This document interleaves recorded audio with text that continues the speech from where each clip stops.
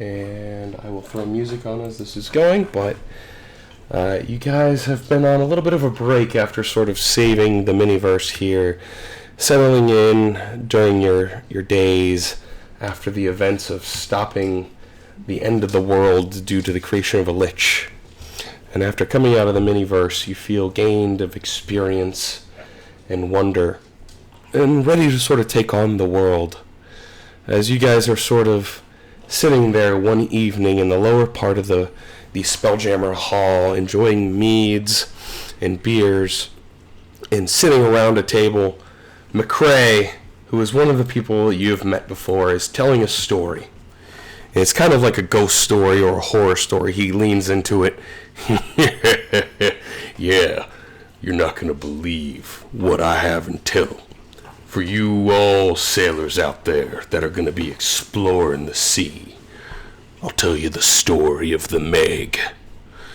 This massive mechanical shark took my hand in combat with it out there in the sea. Legend tells that this beast swims throughout the astral sea, munching down on ships and doing whatever it can as it sails through the vast space. This beast, sort of, legend tells, it comes from Mechanus, the plane of machines. Crazy gnome tinkerer, unleashing his creations on the rest of society and the world. That's just the myth, though. If you ever see the Meg, make sure to run. Fighting it will get you where I am.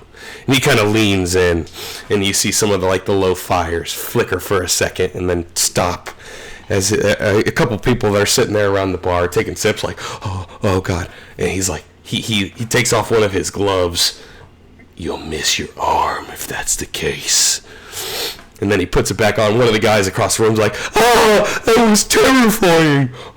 It's not real, is it? And McCrae's like, I can't say if it is for sure, but I've seen it. And as that sort of happens, Bastion, who is the barkeeper, he goes, there's something scarier, actually. We're out of beer and out of mead. And then you hear one of the other guys, no, that's the scariest thing I've heard ever. So then Captain Elijah stands up. Well, looks like we're going to be making a beer run. I think the weather's just clearing up. And he'll turn to all of you guys. You up for joining the crew for the beer run? Sure. No. I'm down for a beer run. We're going to be going to the storehouse. Not far from here. You need some mead? That's what I like to hear. I'm good with just my water. You're full of shit, aren't you?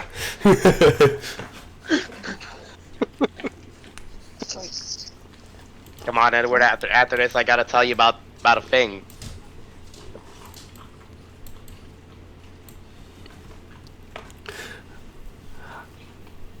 As you guys are all sort of gathered together in the downstairs real quick, you'll see a portal open up in the far corner of the room, and you'll see this long white hair woman with blue eyes walk out of this sort of glowing whitish blue portal. And behind her, you kind of look beyond the portal and you'll see a little gnomish wizard standing there, a fairy bard that is in a jester costume, a muscular sort of barbarian woman, a fighter, and a ranger beyond them. And she'll turn around and say, I'll see you all soon. And then she closes the portal behind her.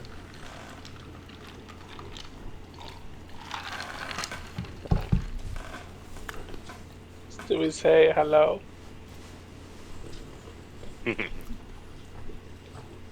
She looks like the chick out of Frozen. Yes, that is exactly what I was going for. It was? Yeah. I was thinking that she looked like Allura from the last campaign. That is also Yeah, true. well, yeah.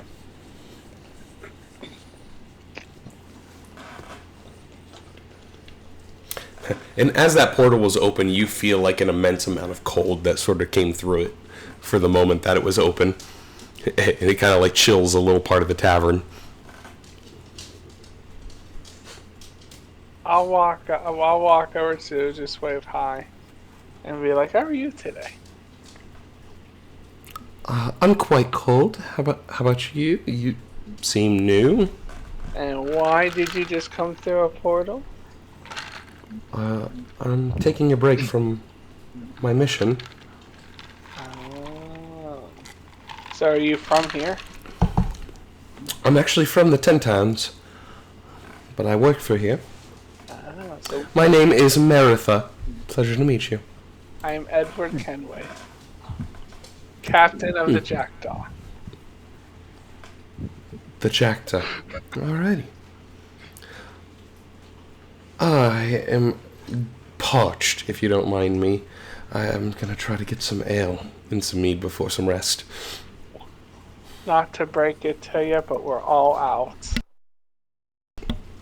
We're going on a mead run.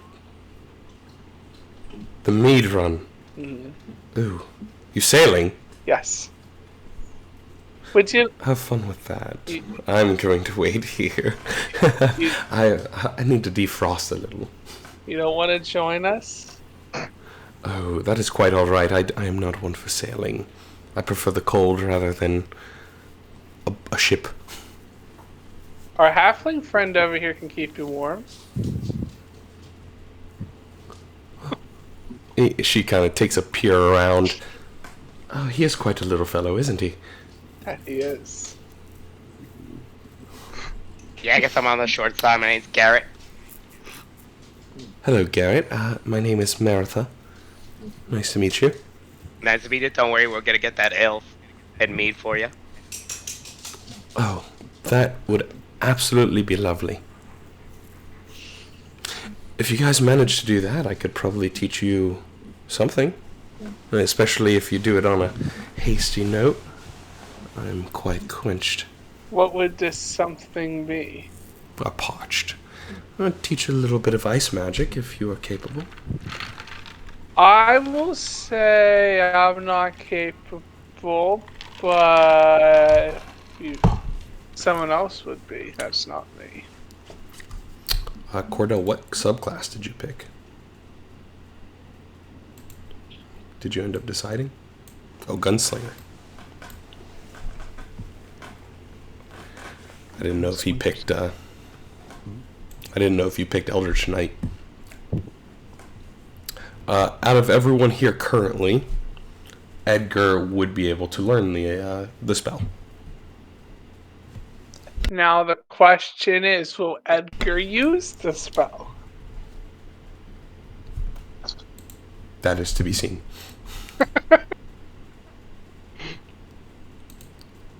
Grape Shot could also learn the spell. And so could Barnaby. So I'll add it to all of their lists if you guys do it. Hey Edgar, if we go get this ale super duper fast, and you learn this spell, the next time I'm in combat with you, and you don't use the spell, my foot is gonna go to the dark side of the moon. Yes, but you ain't getting healing, sir. McCrae leans over to you. He's like, "Can you heal a hand?" Can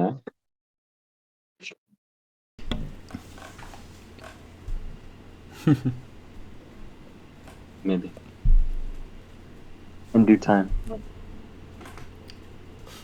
That'd be great, actually.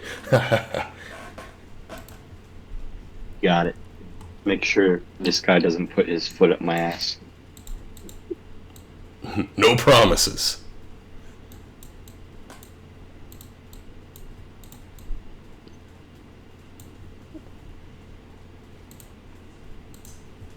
So we gonna go sailing?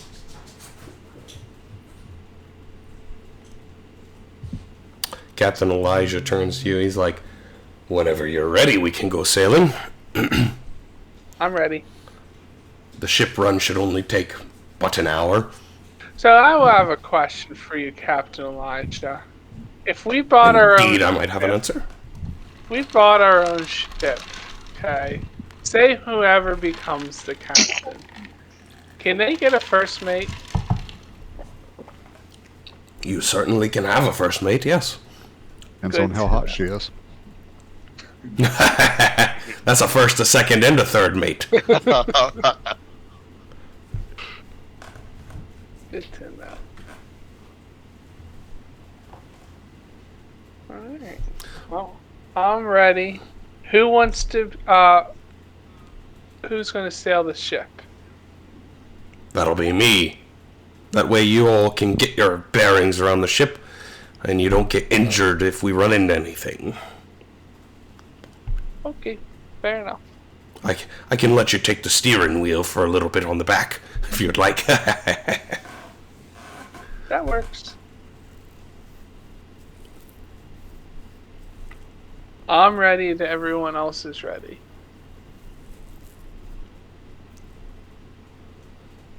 Yeah, I'm ready. I'm always ready. Gotta get that Okay. meat for the lady. Mm-hmm. Get that mead Perfect. You might get lucky tonight, Garrett. We get that meat for her on time. She might teach more than just some ice spells. We'll keep that to a surprise. I like surprises. Oh my gosh. So, Private Jacobson will be right there with you guys. He's like, oh, so let me show you guys around.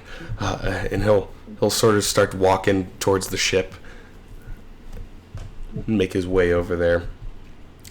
And Captain Elijah will be sort of slowly walking that way, and he'll sort of describe to you guys all of the explored part of Etheria and wild space encompasses about 100,000 miles, 100,000 square miles, from left to right and up and down. The ship can move approximately 100,000 square miles in 1 hour, or 1 day. An inexperienced captain cannot do such speeds due to collisions, per se. Because as an experienced captain, and the more powerful you get, you'll be able to weed out and dodge excursions and things that get in the way traveling at those speeds. As a novice captain or newer captain, you won't be able to sort of weed out the asteroids and dodge those. So sailing is a little bit slower in that pace.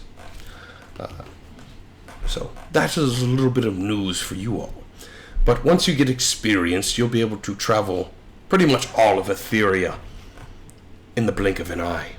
And I say an eye like a day. It only takes a day. But that is far to be seen. As he sort of walks back to the ship, he'll walk over. Actually, let's see if I have a picture of the actual spelljamming helm itself, because it's very interesting looking. Yep. So it's kind of a chair that he sits in, and as soon as he sits in it, the ship immediately starts to float, and it moves side to side and back and forth and up and down, almost like he's affixing to the ship. And let me go ahead and show, and he'd have one that is closer to the left side of that picture. But this would be the spelljamming ship that you guys are currently on. It has multiple layers, and it is a beast of a ship. It's pretty big. It's been around for a long time, using it for cargo. Captain Elijah will say, is everybody ready? I'm ready. Of course I'm ready. Hang on tight then. Does everybody grab onto something? Yes. I got my. Yeah. Probably, yeah. I'll grab on to Edgar. the ship starts to fly. And it's kind of a little bit of a surprise at first for all of you, as the ship sort of just guides through the space. It exits this giant bubble that kind of surrounds this whole like asteroid that you're on, this floating island, which provides oxygen and gravity for you guys. And as you exit, you see the ship creates its own bubble, so that you have oxygen and gravity on the ship. As you guys start to fly, the ship will start to guide its way through some of these asteroids in the asteroid belt, and you'll see it start to pick up speed faster and faster and faster, almost like you're going through a wormhole. I want everyone to give me an athletics check.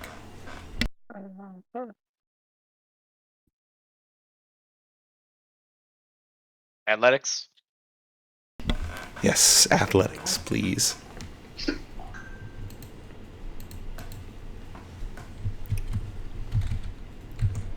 Bear with me. No,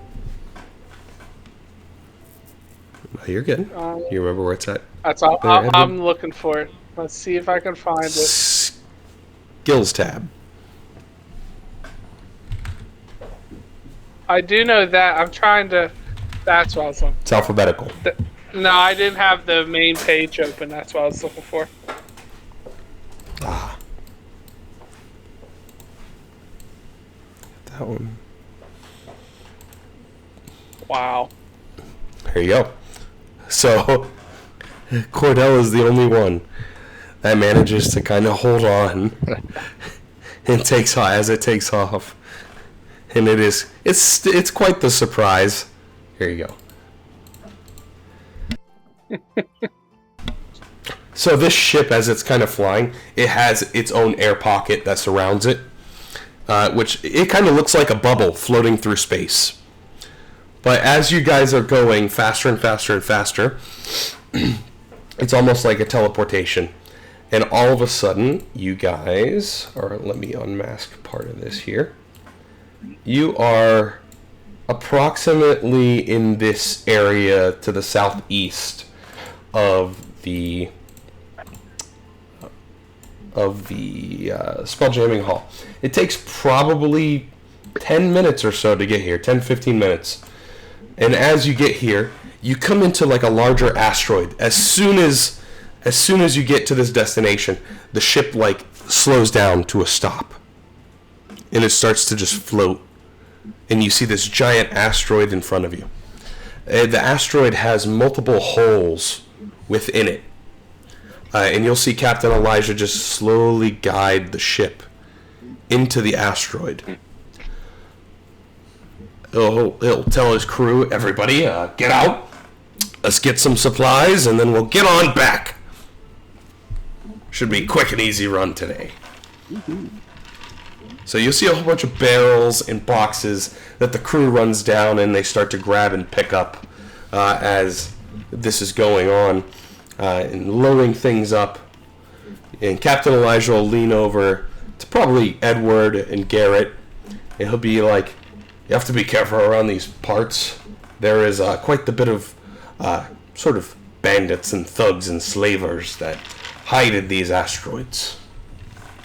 And there's quite a chunk of them in this area because we are pretty close to the elemental plane of Earth.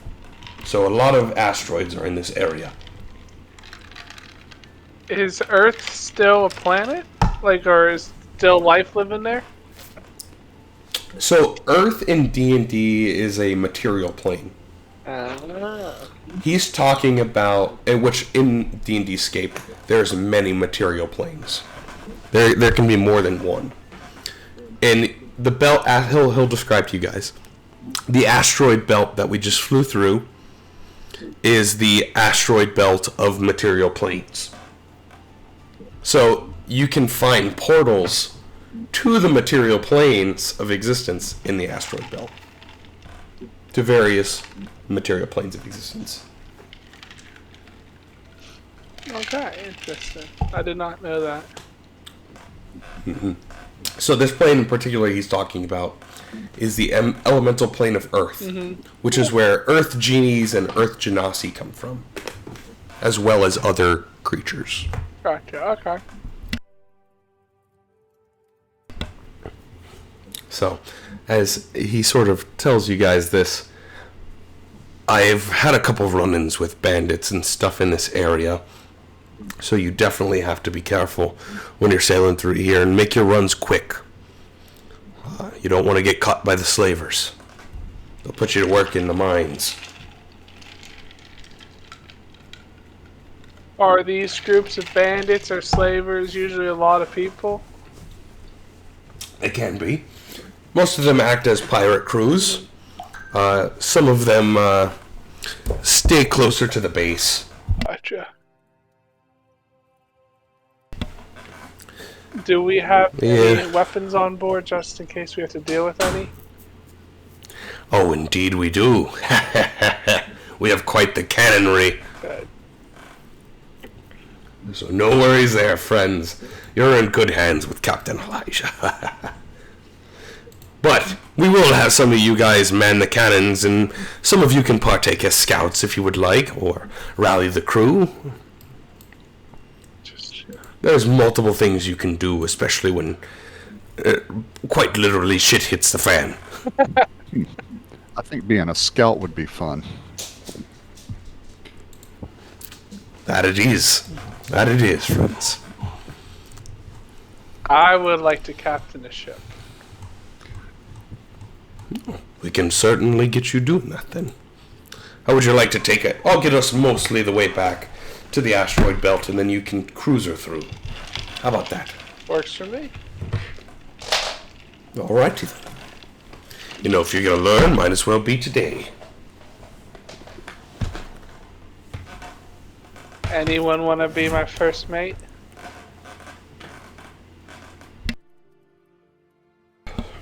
There's not a lot of women in your party right now, and you can't touch my daughter. Wow.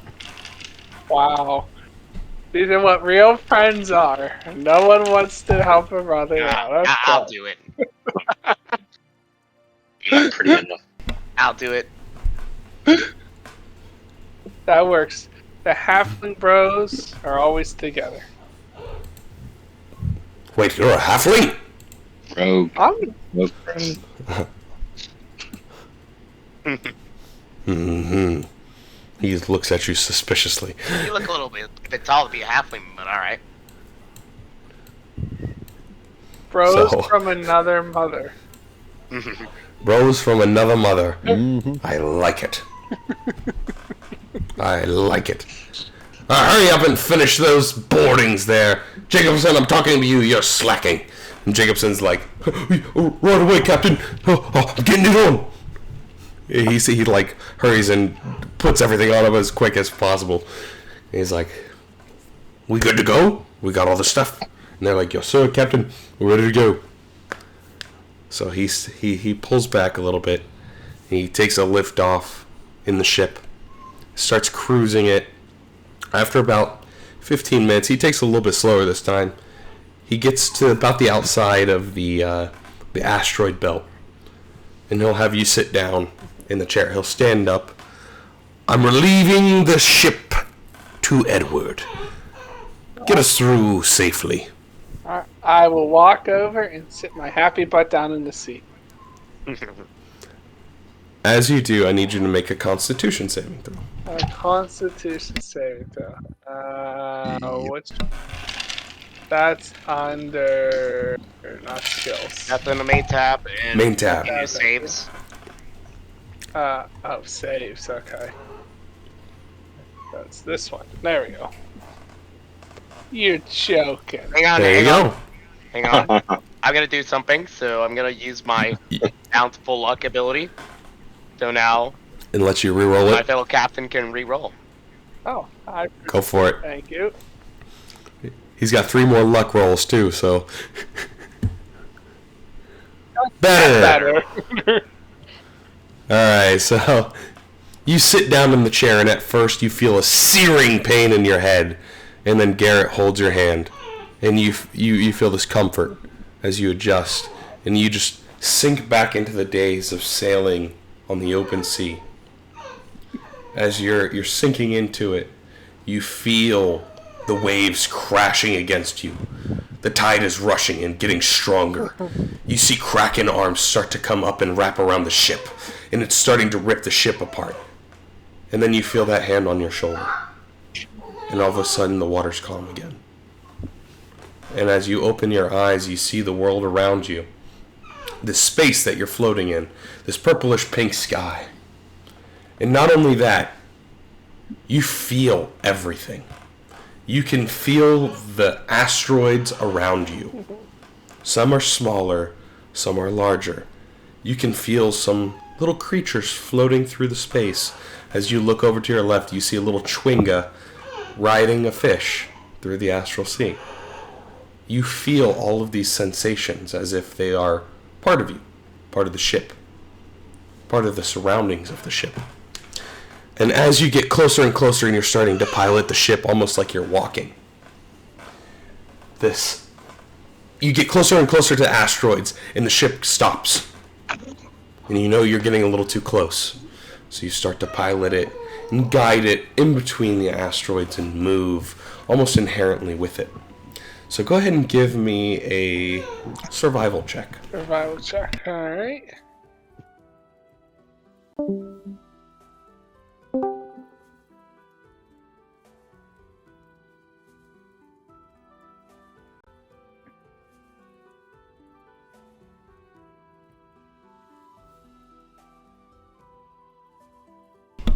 Okay. As you sail on, it takes you a little bit of time. You get attuned to it. You're sort of going towards a larger rock, a larger asteroid drifting in the belt, and you just sort of swerve around it. Mm-hmm. I want everyone to give me a perception check. And is anyone in the scout's nest? I think Cordell, you said you would like to do the scouting. Are you in the scout's nest? Yes. You can make your check at advantage. And what kind of check was it? Perception? Perception, please. No moon out here. Oh, I'll take that. I'll take that. Really good rolls. And Edward. Oh, do I have to do one too? Yep. Which one is it? Perception. Perception.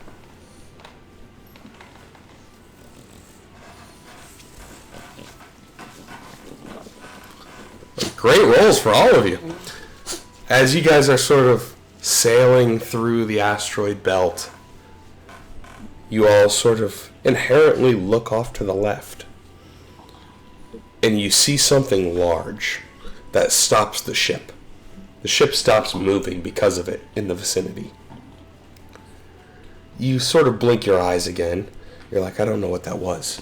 All you saw for a moment, it looks like it was a fish of some kind. You take a deep breath again. You blink your eyes and refocus in that area. You see a large sort of metal piece sort of drift by one of the asteroids. Blink your eyes again, and all of you see what looks to be a massive shark with metal bits in the distance. So let me pull up a picture of our friend here. Let's go. Space Meg. Space. Down. I love it. Baby shark, do-do-do-do-do, baby shark, do-do-do-do-do. I don't ever want to hear that song again. My last road trip before this one we just did, I heard that the whole frickin' ride home. There was a toy. I'm sorry. That's all I heard the whole ride home. So Edward Kenway, I will put you in the captain chair there on the map, and then I'll let everyone else put themselves where they would be. I'll put Cordell up in the post, the scout's post. Oh. I closed that map thinking we were not doing that. Yep. There we go. Spelljammer ship. As the Meg sort of comes up and swims fast-paced next to you guys. Right. That's what we're going to roll for initiative. That works. Alright. I'm down with that. And you will all take your initiative on the ship as your own person, but there is varying actions you can do on the ship that may be more powerful than your actions as a character. Can we roll? That's much better. Which I will pull those up for you in a second. Can everyone see can you all open up this record here for this NPC? Or I can share it to you. Back a short record. No, for the spelljamming ship. There we go. I'm sharing it. You should be able to pull it up in the NPCs now. Spelljamming ship galleon. I got it. Hey, where? Yes, I see it. I can drop it for you all. Yeah.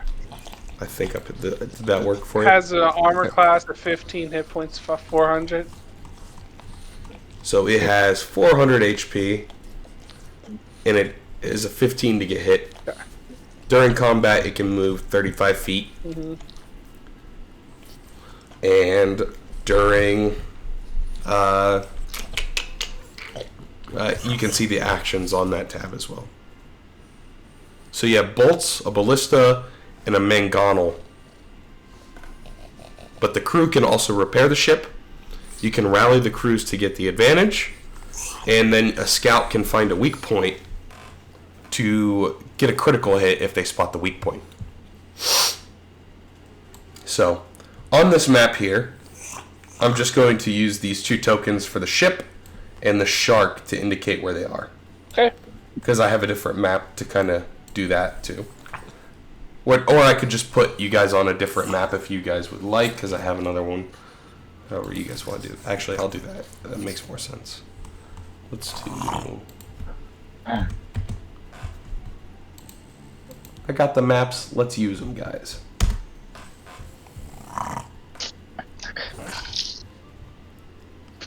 Okay, it's catapult. Why didn't they just call it a catapult? It is a catapult, effectively. Spelljammer. It's been forever since I've looked at all this because I made this stuff weeks ago. So I'm trying to find all of it in the list.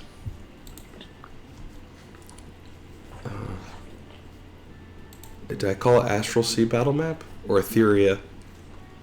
Etherian Sea Battle Map. Boom. There you go. You had both. I knew I'd set myself up. I'd set myself up for success eventually. So here we go. So we have the battle map where you guys are on the ship on the 1, which you can move yourself throughout the ship however you would like, except for the captain. The captain controls the ship itself, or the captain can disconnect from the ship and move, but then the ship is stuck floating. Okay. So we'll use this map here to indicate locations for attacks and such like that.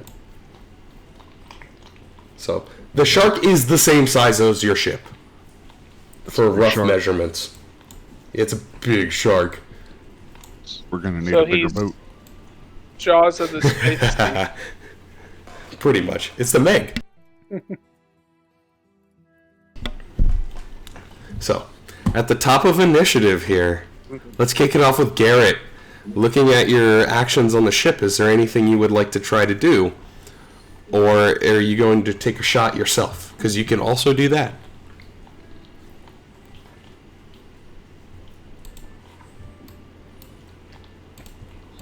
Okay, so I assume the actions here are the bolts, ballista.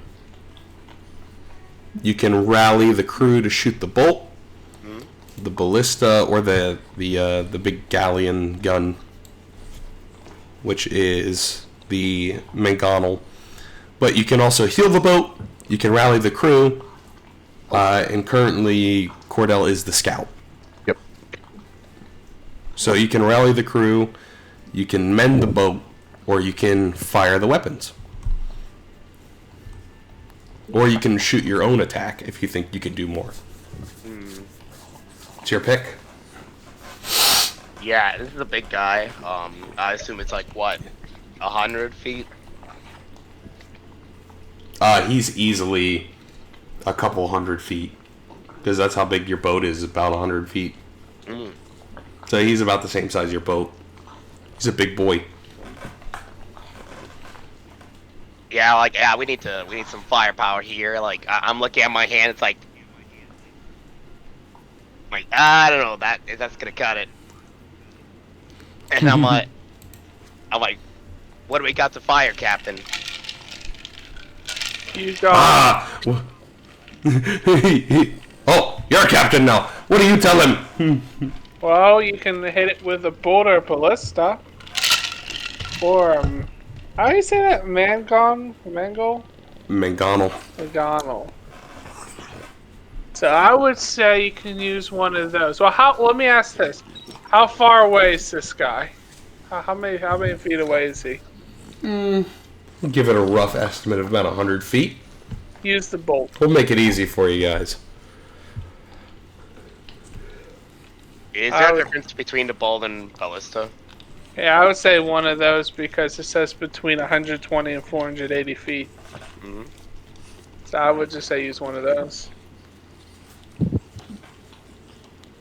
Or because it says 120, should we move 20 feet back to make sure we're exactly 120 feet away, then shoot it?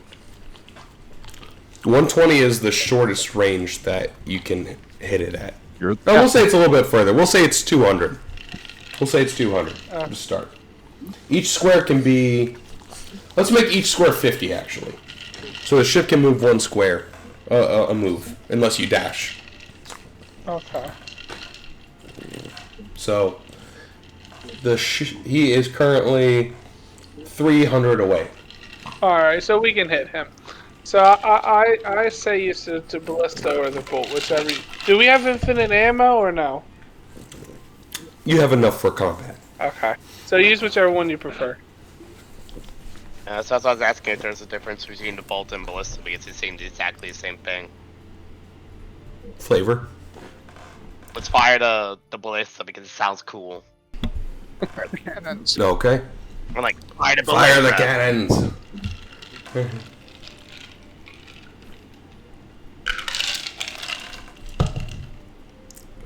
So go ahead and roll your attack there, Garrett. Using the ship's ballista. Trying to find the roll. It is +6. It might be a disadvantage because we're big fire. No, you're not. The range is 480 for the ballista. For the disadvantage. Oh, okay. So if it's 480 plus, then it's disadvantage. 120 is disadvantage, 480 is how far it can go. Yep. So disadvantage, yep. Forgot about that.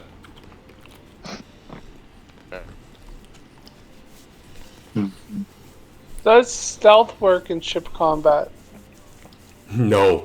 Unless you yourself are hiding. Oh, hang on. I forgot to put the plus 6. Good to know. 8 does not hit, unfortunately. You can also, on the NPC tab, you can just click and drag the ranged weapon onto the creature. And it does it. Yep.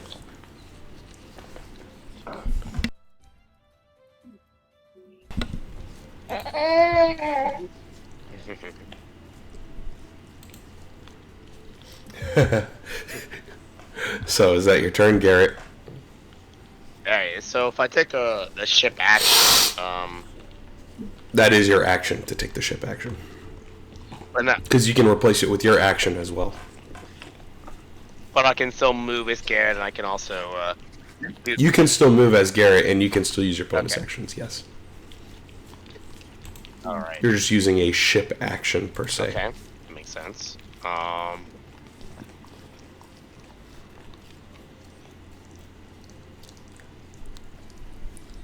Don't know if there's much I can do. I guess what I can do is, right now we're like in the top deck.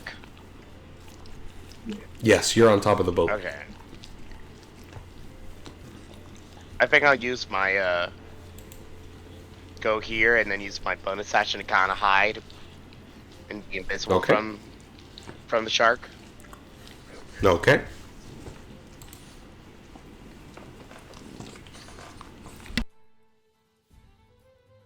Go ahead and roll a stealth check.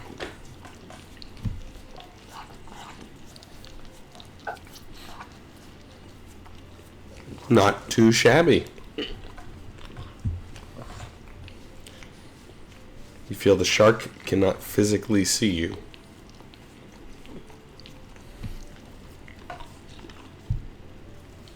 Alright, Currently.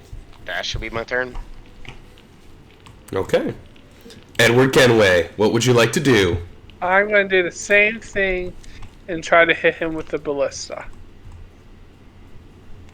Okay, so you're going to order the crew, essentially. Yes. Crew, ballista. So, and then your movement, you can also move the boat as the captain. So you're going to rally the crew, which you can do once a turn to rally the crew to shoot the ballista. I will do that. Which you can do from anywhere. So you'll rally the crew. Yes. Alrighty. So, can I... So the crew will shoot the ballista. You will fire at disadvantage for me, please. At the Le Shark. So... Hope I did that right. It's +6. That is... Oh yeah, It still misses even with disadvantage. Alright. I can still move the ship once. You can. I will move it. I can't move it. Oh, there we go. Can you do that? No. I can move it. Just tell me where you I want was to just move going to move it up a space. I think we can only move one square, correct? Yep. Alright, that's fine. Get a little closer to we might have a better chance of hitting it. it. Okay. It's the Meg's turn. The Meg is going to move 2 squares. 1, 2. With a dash action.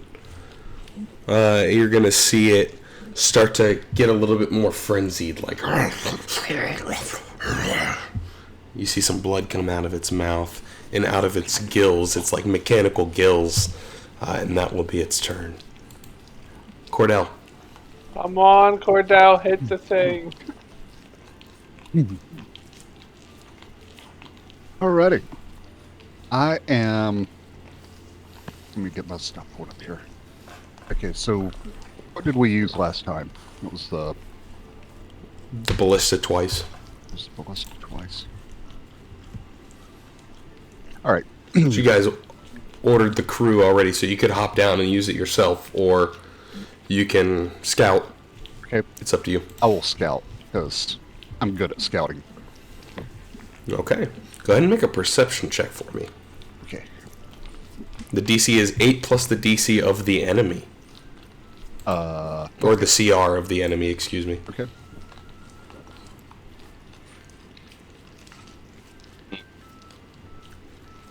Alright. Okay. I rolled a 9. You're for sort of mine. looking it over. It's kind of far. You're having a hard time seeing any weak points that it might have, unfortunately. Let's see. So that was your action. If you have a bonus action or movement you would like to do.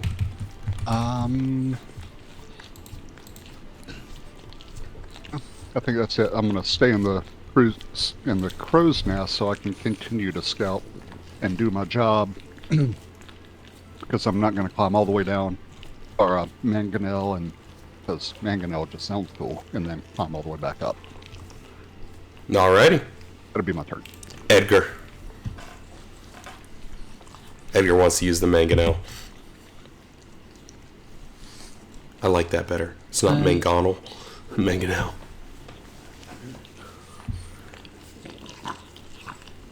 Kinda want to, but...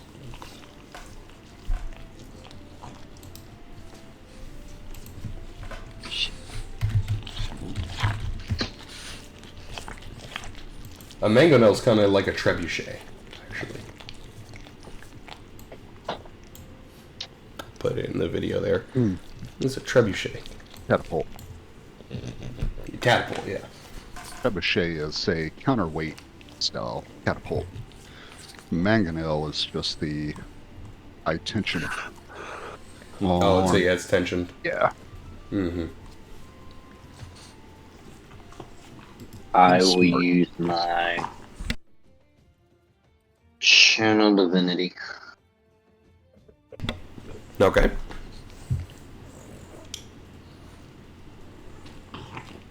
As my action.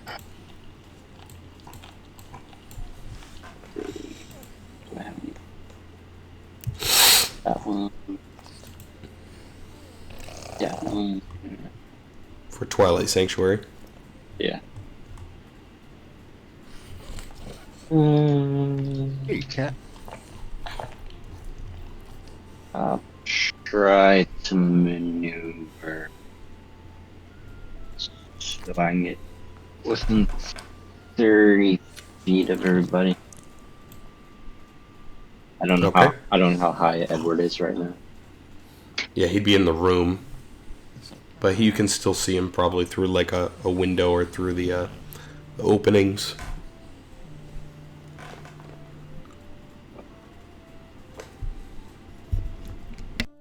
Do I have to move closer towards the back?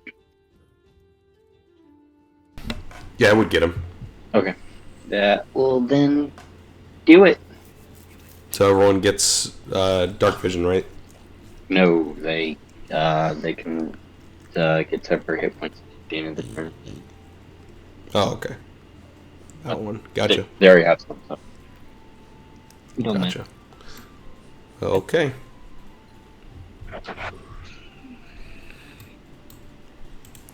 That is my turn, sir.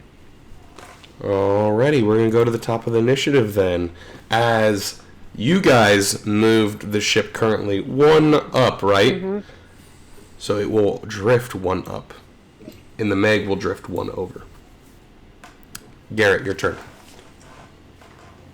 I see we're a little closer. Time to get a better shot at this thing.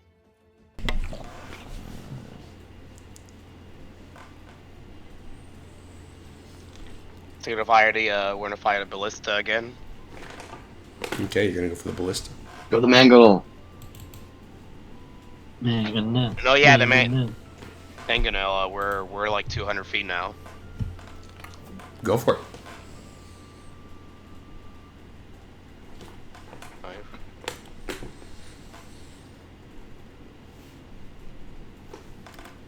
Where's the button to like get the mangonel and stuff? I'm looking for it on the. Drag the ranged weapon attack +5.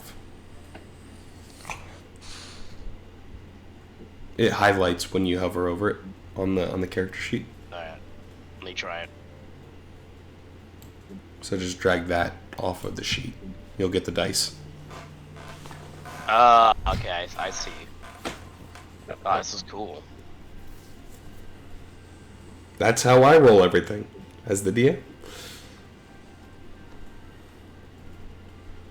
That does hit. So go ahead and roll the 5d10 on the Sharky boy.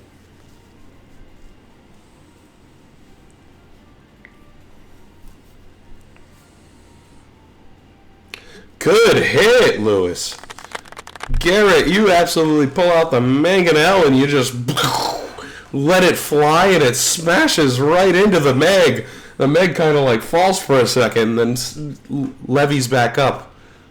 You can see it actually like kind of dented some of the sharky exterior, which you think is like skin, right? By looking at it, it looks like shark skin, like leather almost. But it's actually all metal. And it's like colored metal. So you like left a nice dent right on the top of the shark. And I'm like, alright, the captain got us better, time to get a better shot. And Good like, job. boom. And I'm like, alright, we not be shark bait today. Hey. Alright, so bonus action, I think I'm just gonna continue to like look at it and then I'm like, alright, then hide again. Alrighty. And that'll end my turn. Okay. Edward Kenway. I'm going to rally the troops to fire a bolt at him. Alrighty. So let's.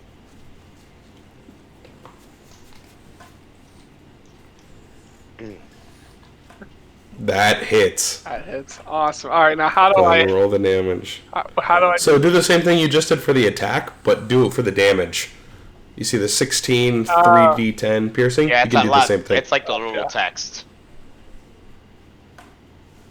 which is really neat. There you go. So this is kind of an interesting one. As you shoot the bolt of the ballista out, or the crew does, it hits the metal exterior of the shark and bounces away. Interesting. It doesn't seem to be as effective on the metal. So it sounds like the Mangala is the best weapon to use. Interesting. Mango. Mangala. Well, how you say it? Mango. All right. He's a captain. I'm a captain, not an author. What I would like to do is move the ship one block to the left, as I know the Megalodon's going to come towards us, so we at least have some space from him. Okay, And then- smart. And that will be my turn. It'll give you a little extra time to try to get away. Yeah. Okay, the Meg's turn. The Meg has to use 2 squares of movement again to get closer to you guys. It is now within 100 feet. Alright. That is going to be the Meg's turn. As it kind of snorts out oil, and you see it leaking. And as it gets a little bit closer, you see what looks to be an arm dangling out of the corner of its mouth. Cordell, Yes. your turn. Oh, my turn. Wow. Okay. I'm going to do another perception check because I'm scouting. All right. We're going to rock it this time. Rock it with a natural 2. Edward could use his luck if he wants to give to Yes, you. can I do that? I'll give him a piece of my luck. How do I get? I'll let you use it. I'll let you use it because that's like a bucket rolls. I am not changing Cordell, colors tonight, damn it. If, All right. if you get another one, it's time to change colors. How far am I from? Oh! Oh! A 2 to a 3. How far am I Yes, I am from changing colors. Cordell? What's that? We'll say... Oh, because you're on the upper level too. So roughly 30 feet, maybe less? Alright, so I can actually use my reaction and let him re-roll Do that. it then. Go for it. We're going to Yeah, re-roll it re-roll. a third time. Oh, re-roll it a 3 second. times the charm. He's going to roll a 4. There it Oh, no! He's almost a 4. 2 to a 3 to a 4. Okay. So, Cordell, as you're sort of scouting, you see a glimmer of what looks to be fire and machinery turning within the gills of the shark. You see that looks like it's a prime spot to hit. Okay. So you sort of guide that out to the rest of the crew and to your allies here. And the next hit is a critical hit. Y'all better hit it, damn it.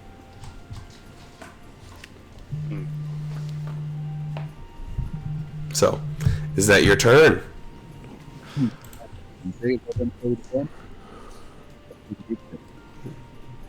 Alrighty. Edgar. I will rally so the next hit will attack. Get an advantage. Yeah. So you're going to rally the crew. Yeah. So it's sort of like the help action for this. So the crew's like, we can do this, and you're pushing them on, and Jacobson's like, yes, listen to the adventurers, they're cool as shit. Oh, and they're like, you're rallying the crew, and they all sort of, they start getting hyped up. So the next attack is at advantage, and the next attack that hits is also a critical. Yeah. So, anything for your bonus action, Edgar? No. That will do it. That'll do it. All right, back to Garrett. Garrett, But you at the got end of the this. turn, the ship moves 1, and the shark moves 1 down there too. There we go. Garrett.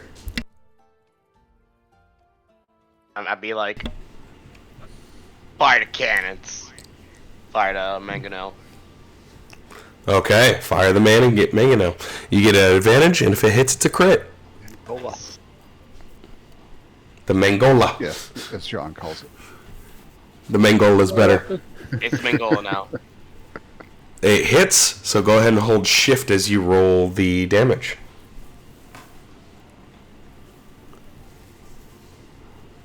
Holy hell. Oh. So Garrett pops up, Oh, and you just hear as the Mangonel, the Mangola throws a big stone, and it just dunk hits the shark right in the side of the face, and then it bounces onto the gills, which you see a little bit of sparking like coming from the gills.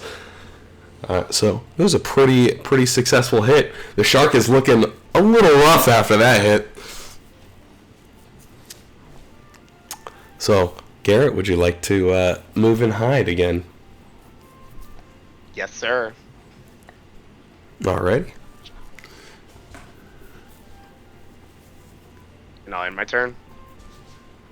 Okay.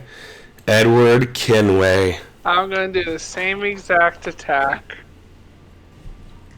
on Do the you use a Mangonel again? Mangonel again. Yes. The Mangola. Mangola.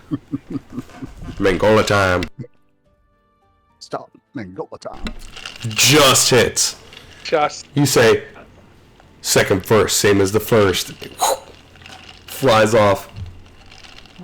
Go ahead and roll the damage there.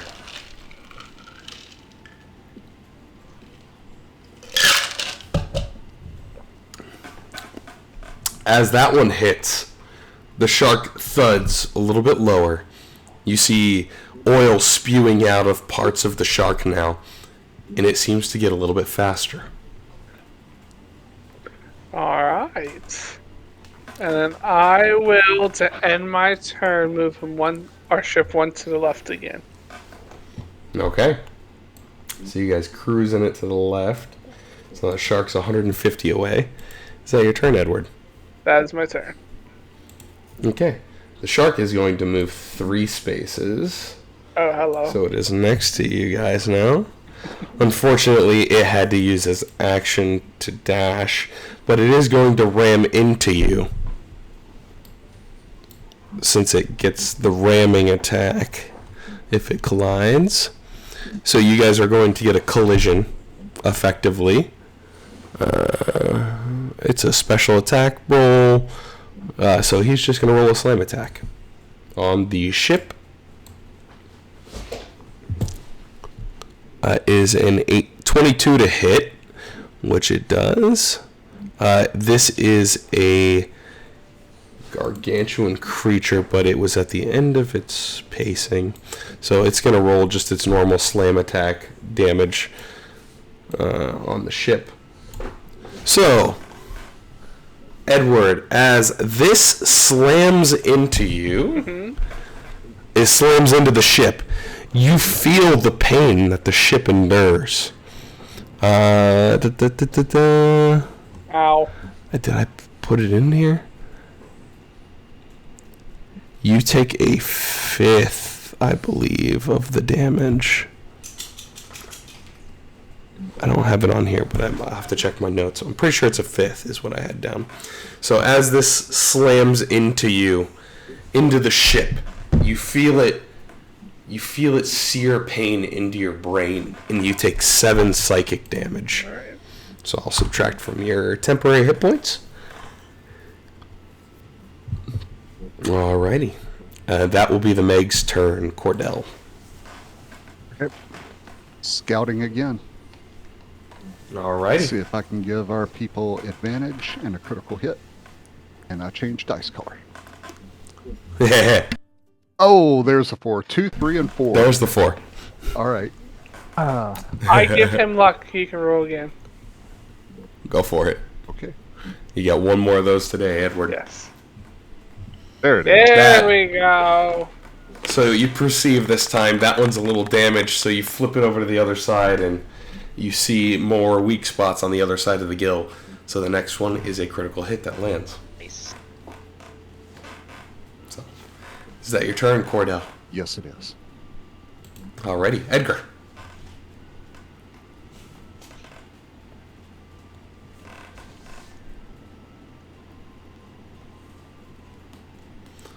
I also like to think, Alright. Edgar, you're like looking at the shark, who is probably like 20 feet away from you at this point.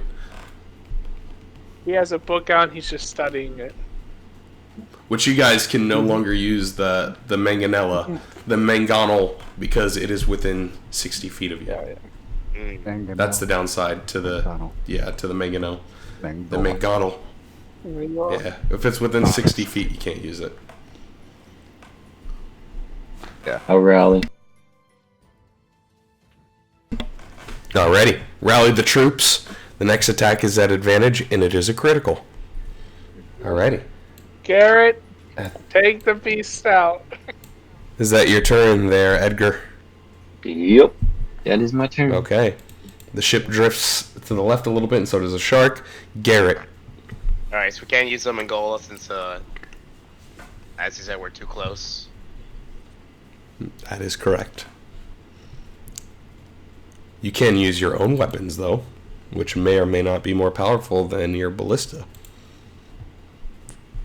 Well, I'm hidden. Can it actually, like, see Garrett? Did you hide last turn? Yes. What'd you roll? Oh, if he does a stealth plus advantage plus a crit, that'll be a hit. Actually, I'm looking at how far away you are. It is not focused on you, so you get the sneak attack if you do hit. Nice. But it can technically see you, but it is not focused on you in this case. Okay. Yeah, I'll attack it. Do I get advantage? What would you like to use? You do get advantage because of the rallying of the crew, too. Nice. Yeah, I'm gonna fight. Use psychic blades, or? Psychic blades. Oh, perfect.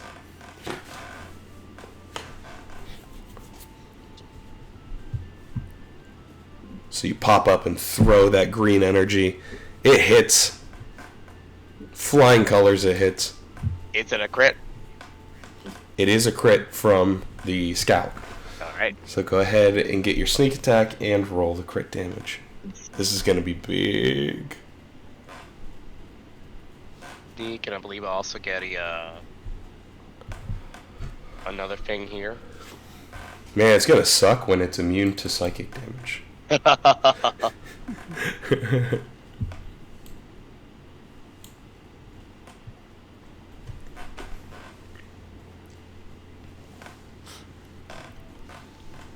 Oh, okay, it's nothing else I'm missing. It seems I'm good. Yeah, you'll just get a ton of damage. Yeah. 66 psychic, probably. I got a whole shift to do it. Almost forgot.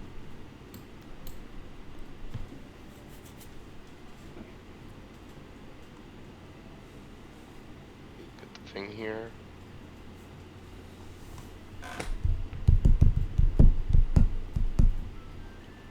Oh, that's a lot of Unos. You still throw the blade, though, and it hits pretty good in the gills. You see it starts to break down a little bit.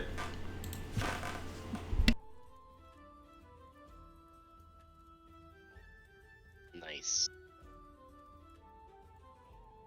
Alright, so I'm gonna... How's it looking? Like super beat up?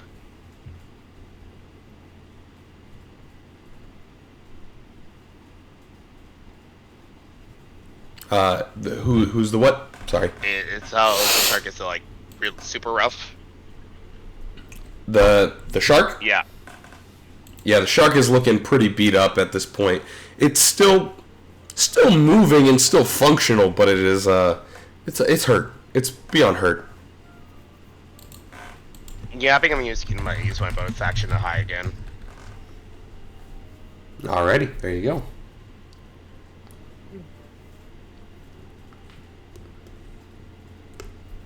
The psychic damage is a quarter, by the way. That's what Daniel looked back in Discord for. Alrighty. So there you are. Garrett is hidden again. Edward Kenway. There is a very important thing you can do with the ship. What's that? You could ram into it if you'd like. Let's go for That it. is an option. Let's go. It will hurt you, and it will hurt the ship, but it'll also do some pretty significant damage to the creature. Will make Captain Elijah mad? He kind of looks like he's just kind of overlooking. He's just like, I think we got this. All right. He seems like it's okay. Let's go ahead and ram the shark. You gonna ram the shark? Right. Okay, go ahead and roll. Let me see here. It is a D20 plus the Spelljammer's proficiency bonus, which in this case, you are the Spelljammer, which your proficiency bonus is 2. So roll a D20 and add 2, and it has to hit the shark. It's like my answer to that, I'll do it. Whiplash yesterday. Do that one. Just floor it. Just floor it. So how do I roll a d20 plus 2? Just roll a D20 and we'll add 2 to it. Alright. Oh, 16 hits! You ran the shark with the ship. Alright. So, the creature that you hit is... It is gargantuan. So, you're going to roll 16 d10. 16 And that damage is going to affect the ship and the creature. Alright. So how do I roll 16 d10s? Right-click the d10 in the bottom. Oh. I can... Click 15. Uh-huh. And then right-click one time. And then drop that in the chat.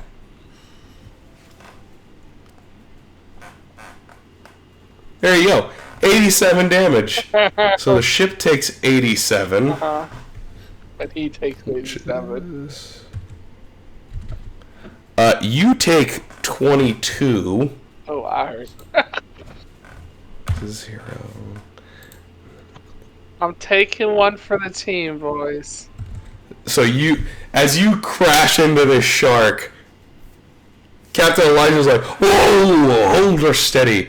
And he looks over at you and you just have blood coming out of your nose from the collision of the ship into the shark. And then the shark, you just watch it like explodes. And then you see the hand fly onto the deck. Let's go! I killed it. I'm happy now. You guys are out of combat. We killed it, people. We did it. You killed the Meg. Killed the man. We rammed it.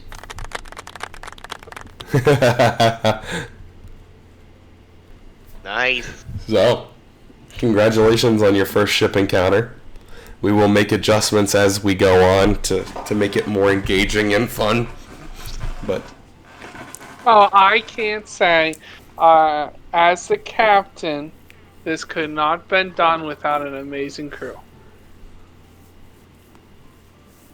You're welcome. Oh, okay. He's not nice. We are glad to be an steering, amazing Captain. crew for a quality captain who likes to kill things.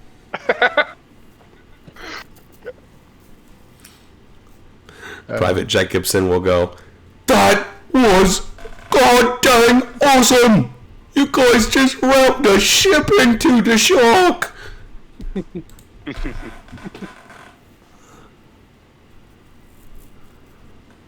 That's it. It's decided. Drinks on me when we get back.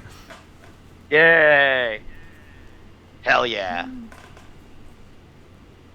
Yes. Great job, everyone. He's so happy. He's like jumping up and down, clapping.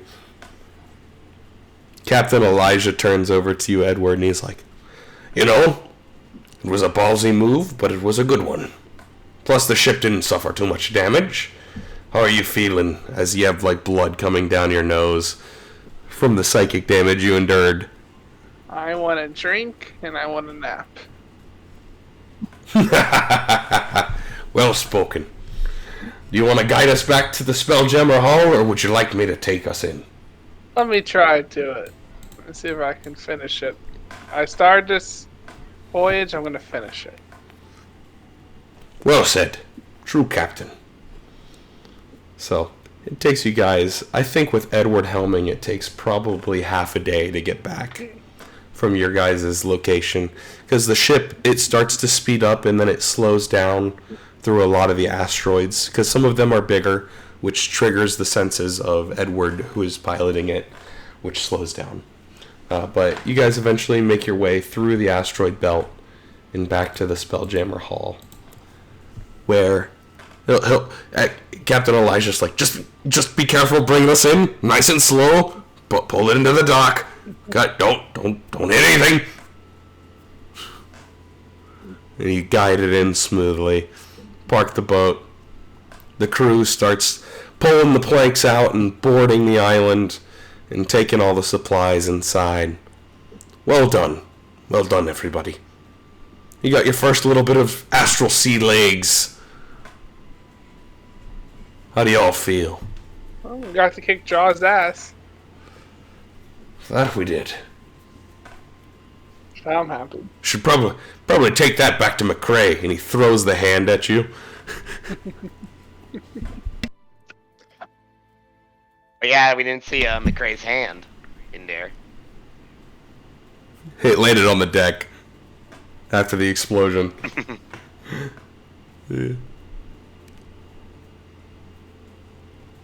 Guess the stories of the Meg were true after all, huh? Yep.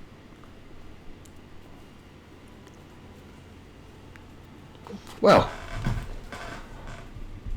what y'all say to a little bit of ale and mead? Oh yeah. Alrighty. I'll meet you in the tavern. Cool. We're down with that. So, you guys reconvene in the tavern? Yes. Okay. As you guys go to the tavern, you settle in. Bastion's cracking open some of the barrels and pouring out glasses and glasses of beer and mead. With his super stretchy arms, he's just like holding the barrel up, just pouring out lines of beers. And everyone in the sort of lower part of the Spelljammer Hall here is just grabbing it off and running around partying to their heart's content in this evening. And you'll see Maritha, that is still in there.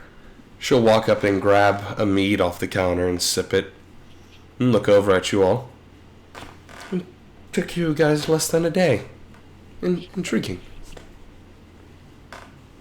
Hey, we had to fulfill our promise. You look like crap. Is that blood out of your nose? Are you okay? Good. I only got She'll slide you a beer. This fixes everything. touch. Especially depression. That it does. She'll turn to each of you. Is there anyone here that is magically inclined? Edgar Allan Poe. Edgar Allan Poe. Mm-hmm. That's quite the name. Yes. He's also a pacifist. But he needs to learn how to use an ice spell. Isn't that right there, Edgar?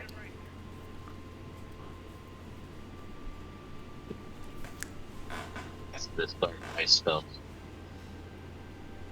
Well, that is my specialty.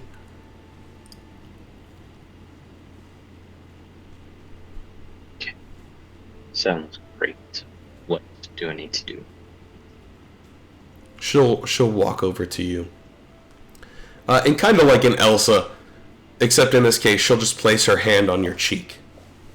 And you'll immediately feel this coldness emanating from her fingertips. You'll start to feel it chill your body. And you can add the cantrip Frostbite to your list. And she will repeat the same to the other two magic boys. But they are not here. So I will just add that to their list separately. Grape shot, and there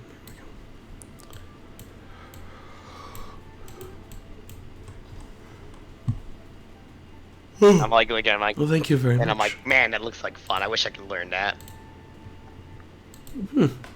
maybe one day you could. I prefer just to stick with my guns. Each to their own.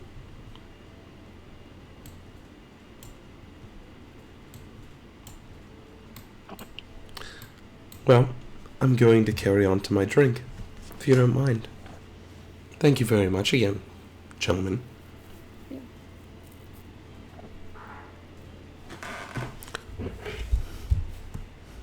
She'll also say, she points to Garrett. You remind me of a gnome I know named Albus. Albus. Yes, definitely like Albus, not like Punksa. Well, Have we met Albus, or? no, you have not. Okay. Is that a good thing or a bad thing? Oh, it can be whatever you make of it. He talks about aliens. It's so strange. Each to their own, though. I'm like, She'll. and I'm like, I don't know much about Okay. aliens, but I say I know a lot of things. She'll take a smile and enjoy your evening. And she walks over and sits down at a table, starts sipping. I nudge at Garrett. Go over there and hit on her. And I'm like, I don't know, but I might do that over some mead. I need that mead. I go get drinking. Grab some mead. Definitely grabbing some mead. Okay. You get yourself some mead. Warms you up on the inside. And I'm like, ah, yeah, that's good stuff.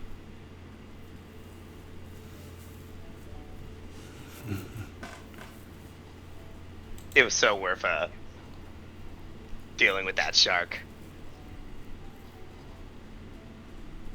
You talking to her? You walk back over to her? Or are you talking to your crew? There, Garrett. I think I'm kind of like this half, like, trying to be this kind of cool badass. Who is accomplishing something, like, Bastion's like, that sounds pretty cool, man. You took care of a shark? You know, Not every day you hear that. I walk over to her and I'll say, my buddy Garrett here is the one who killed the shark. He was in charge of the whole plan. Killed a shark now? What kind of shark? And McCrae pops up. Was it the Meg? yeah, that's right. I even show him his hand back. Is that my hand? Like freaks out for a second. Yeah, I believe it's your hand. Give me the hand. I need a hand. And I'm like, I just give him like the high five, and I'm like, haha, just kidding. Here's your hand. Good, I was gonna blow your dick off. I'm kidding. Thanks for my hand. He's like, I'll be right back. And he like steps out to the church, you assume.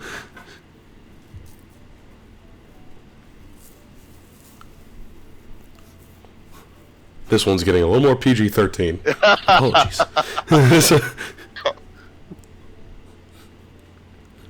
Oh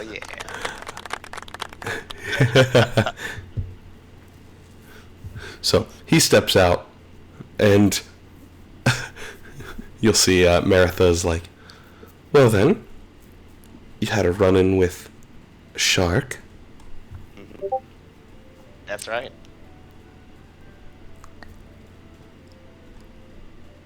She kind of like just sips her mead and stares at you. Do you want to know more? Mine as well. Oh, sorry, I cut off there. What'd you say? Oh, mine as well. So yeah, I'm basically now like recapping a little bit of the story, obviously, making myself look as cool as shit as possible. Give me a persuasion check. I mean, it's not really a lie. It's just, it's kind of like a little... It's more of like persuading and general charisma, but Exactly. yes.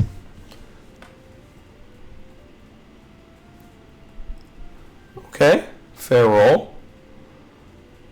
She's just like, she seems to get a little bit more intrigued as you're telling the story. She seemed kind of like, I'll let him just talk about it. But then it's like, you can see the adventure kind of intrigues her a little bit. She's like, oh, that does sound like it was quite fun. Maybe there is more out to the astral sea than meets the eye. Indeed there is. I'm so glad I was able to become a planeswalker. Oh. Welcome to the guild, by the way. And thank you, and that I recap the I wish I feel bad for the person that appeared to have died, because that got me this thing. Well, everything happens for a reason. It's not an easy business per se.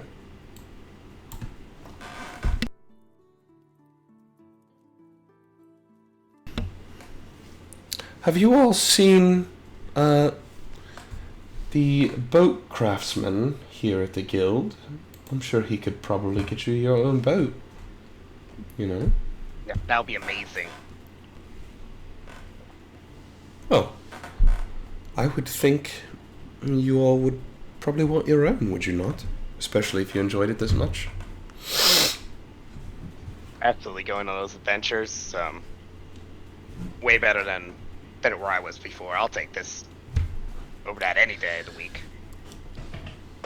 You know, originally I had to sail on one of the boats out there to the asteroid belt to get to where I was.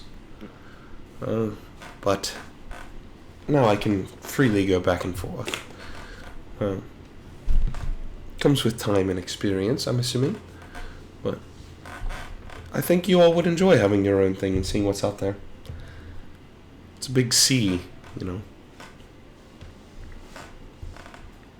For sure. I would ask you to come with us. You seem like fun, but you said you didn't like sailing. And I'm also very busy.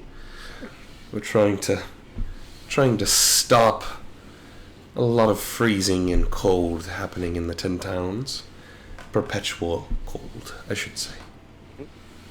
And I'm the best one suited for it. Maybe it's something I can help with. Maybe one day. I think the group that we have going is pretty capable. And I'm just there to guide them. I see. But you can see that I'm becoming pretty capable myself. Keep at it and we can see. She smiles. Definitely.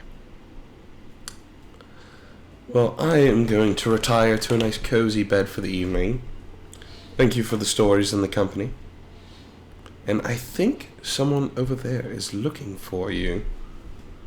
Which, as she points over there, you see Retainer Aura is coming down the stairs. And she's looking around and she kind of catches the attention of Cordell. And she walks over. I was looking for all of you. I heard you just got back from sailing. I had to talk to you about reward for your last quest that you completed. I believe that payment was not offered, and I think that we have a pretty nice payment for you all, if you'd be interested. Oh yeah. Is it a free ship? Of course. She will pull out a sheet of paper. Take this to Boatmaster Big Willie, if you would like, and he can hook you up with your own ship. Right. Oh, that must be the person that Merfa was talking about. Oh, he is one of the best boat masters and also barbecuers I've ever seen.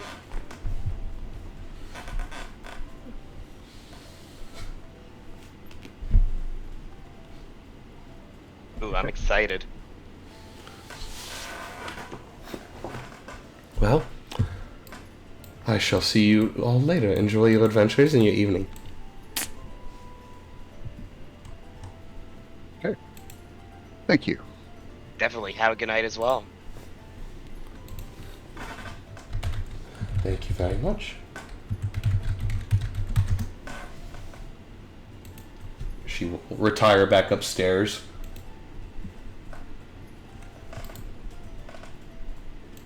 So, it is up to you guys. Should Well, we wait Captain? to get? Should we wait to get our ship until the rest of our crew's here? No. And they, no. No. Okay. Then let's go get our ship. I finished up Barnaby the will be happy just to be able to shoot and kill stuff, and Grape Shot, well, he's not too far off the mark from Barnaby in that regard. Alright.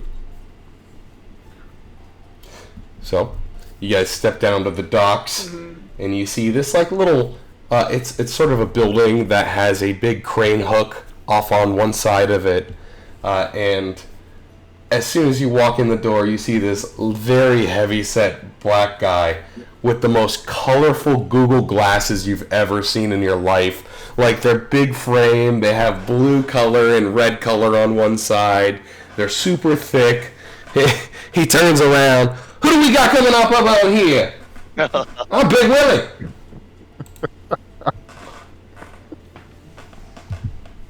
Hey, it's Big Willie. Oh, come here, baby. What do you need? Did we get a picture of Big Willie? It's on Discord. He just posted one. Where's it at on Discord? Resources. Thank you. Which, let me just flash it up here on screen. It is Master Chef Big Willie. He's a great guy. Inspiration for this character. So, Big Willie's like, what can I do for you today? You all looking for a ship? Trying to sail the astral sea, Etheria, wild space? I got you, boo-boo. You know, you Yes, you remind do. me of someone. Who's that? Fat Albert. Fat who? I'm fantastic. Yep, I was thinking Fat Albert as well. Yeah, I don't know. These ain't fat, baby. This is just barbecue. Save it for later. Nice. I'm Garrett. This is my crew here. He's our captain, Edward Kenway. We need a ship. Well, hello there. Oh, you need a ship now. What didn't you just say? So that's gonna be 5,000 gold pieces. I can get you whipped up with the ship. We have a piece of paper saying we can get a ship. Does this piece of paper not have 5,000 gold? Hand me this paper. Hand me the paper. You hand him the paper. Oh, why didn't you just say you had this paper? This makes so much sense, darling. All right, let's go. Let's go. He pulls over, and he pulls out a collection of chairs. And they look just like normal chairs. So tell me, what do you want your ship to look like with this chair now? You can decorate this chair any way you want right now, and we will get you seated. Seated and fitted, baby. Do I say, So you can essentially make what your captain's chair looks like.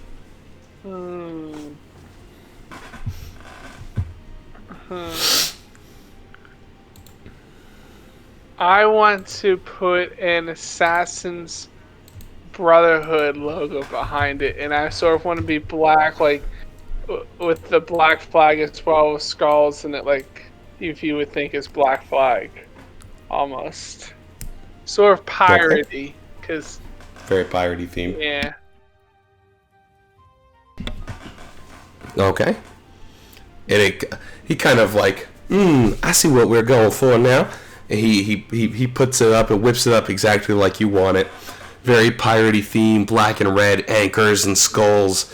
It's got like some ripped torn sheets of red flag drifting off of it.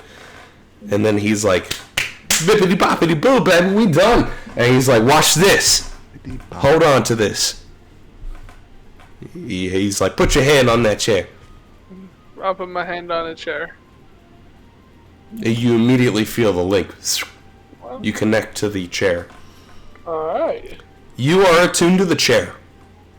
Cool. That is an attunement slot. Can I let anyone else sit in it or no? You have to de-attune to it. Interesting. Or they have to literally boot you out of the chair by winning a mind battle. Gotcha. Okay. But currently you are attuned to the chair. And you have 3 attunement slots. Okay. So, he will say, very good, very good. And he is going to pick up the chair, and he'll walk to the edge of the dock, which overlooks space, and he just throws the chair right over the edge. Alright. Then, does that land on the ship we're gonna take? He says, bippity boppity boo, baby, well, just watch. And you see as it drifts into the space, it unfolds into this giant space galleon. And sitting at the top of the ship is the chair. Yay! Woohoo. So you will have your own galleon now. And the ship is called the Jackdaw 2.0. The Jackdaw 2.0. Yeah. Oh, 2.0. You see it etch on the side real quick.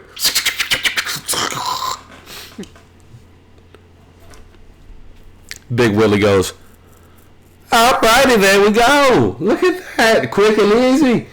Y'all want some barbecue?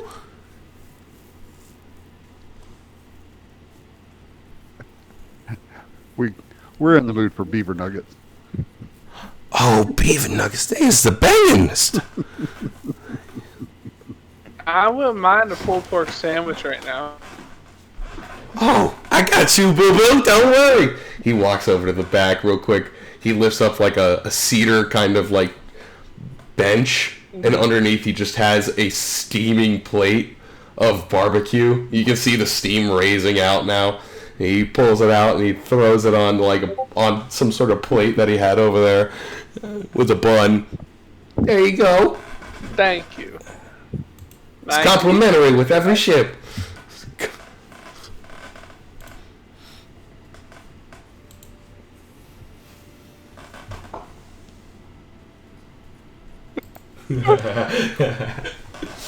Okay. Jesus. Some of these memes, guys. So, you guys have your own ship. What would you guys like to do? Pirate stuff. Pirate stuff. So what time is it right now? Have Edgar it's- walk the plank. End day. I'd say it's end day. I say before we go anywhere, we should go take a nap. Or I But need you to have go quarters take- on your ship.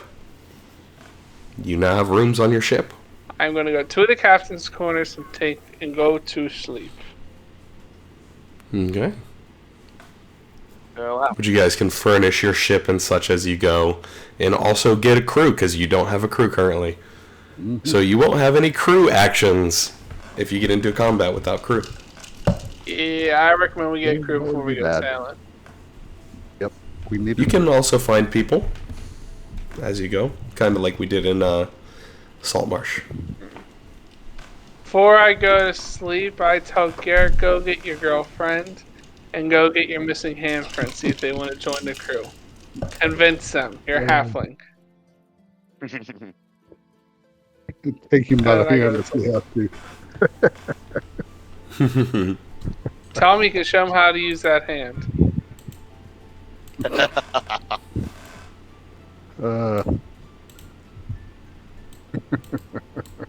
Then I walk to my bed and I go to sleep. And then Captain Okay. Edward. Captain Edward Kenway is. Okay. Edgar, you do anything?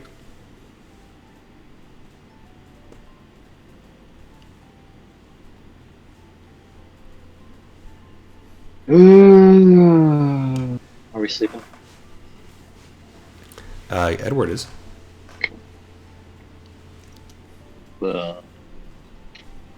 I'm not going to do this thing until everybody's up, so I will wait until the morning. Okay. Cordell? I'm going to go set up my quarters since I've apparently got a place to stay now. Alrighty. Garrett?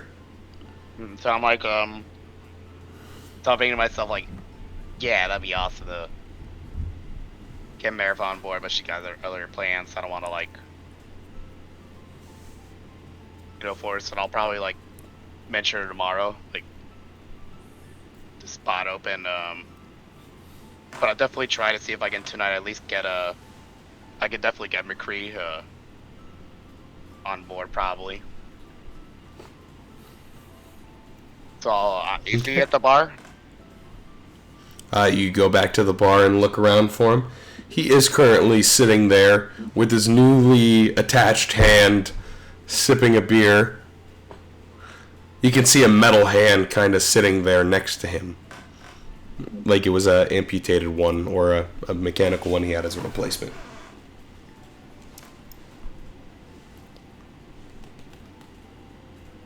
Like, hey there, McCree. What can I do for you? Hey, see, you got your hand back. In your arm. Thank you for that. I got it back on my body, too. So, we just got a new ship. Congratulations and welcome to the club. Nice. Do you have a ship, or you're part of a crew?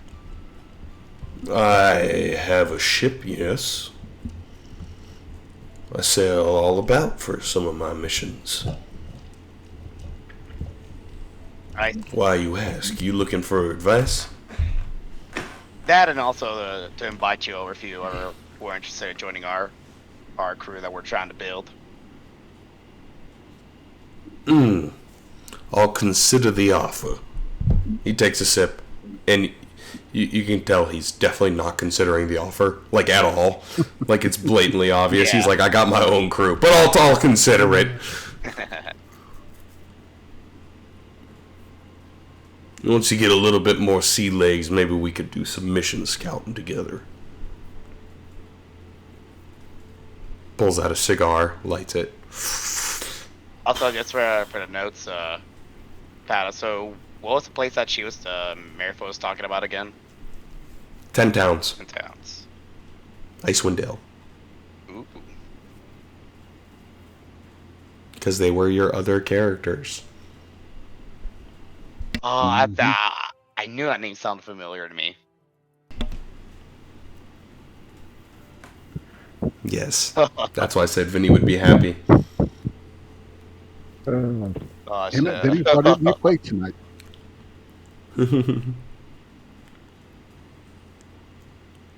And Corey having the nerve to go on a cruise instead of playing D&D with us on Black Friday.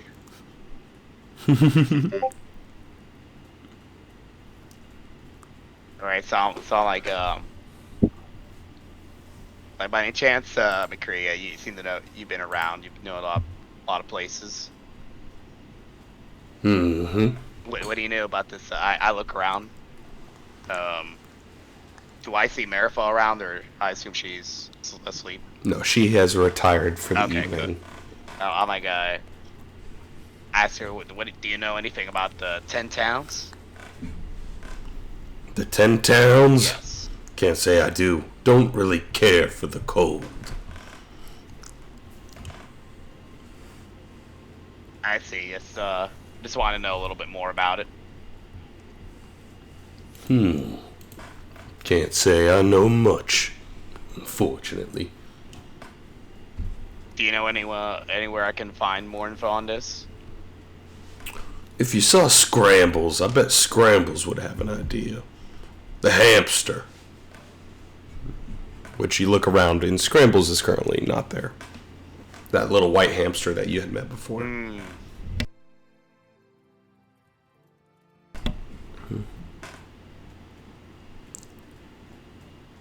You could probably check the library and ask Bluvius, but who knows? Sounds like a plan. I wouldn't worry yourself with small towns like that are nothing but problems.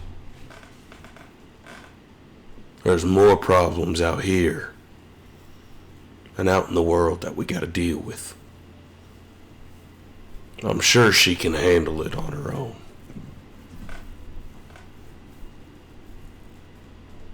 I believe you.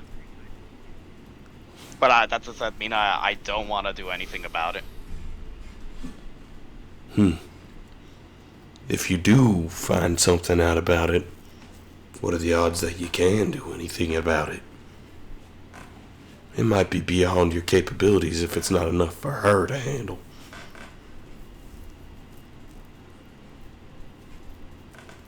We don't know unless we try.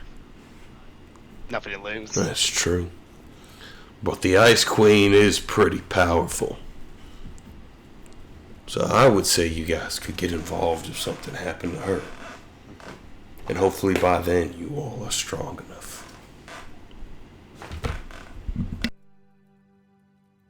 Well, even if she's stronger than me, that's totally fine. I just wanna. You into that, little man? But like I said, I just wanna help out, and I got here by chance. I have nothing to lose. I just wanna figure out if there's anything I can help her out with. He kicks back. You know, I know that look in your eyes. Those scars on your arms. The damage that's been done. I've been there. I've seen it. And I've done it. You got your own problems to solve first, don't you, friend? I think it's better spent you fix yourself before getting involved in other people. Because then you'll be able to help more.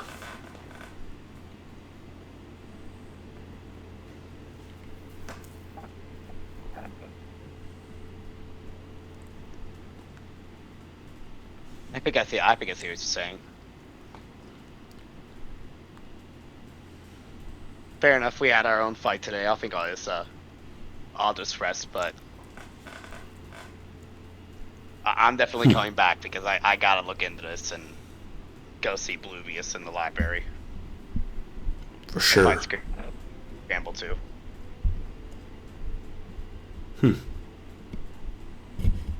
You know, it's a tough time in the mines.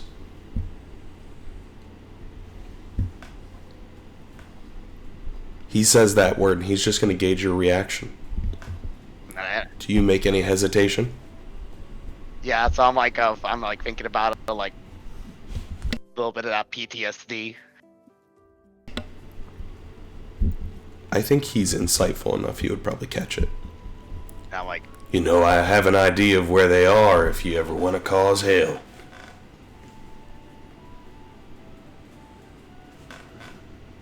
Especially now that you got your own ship.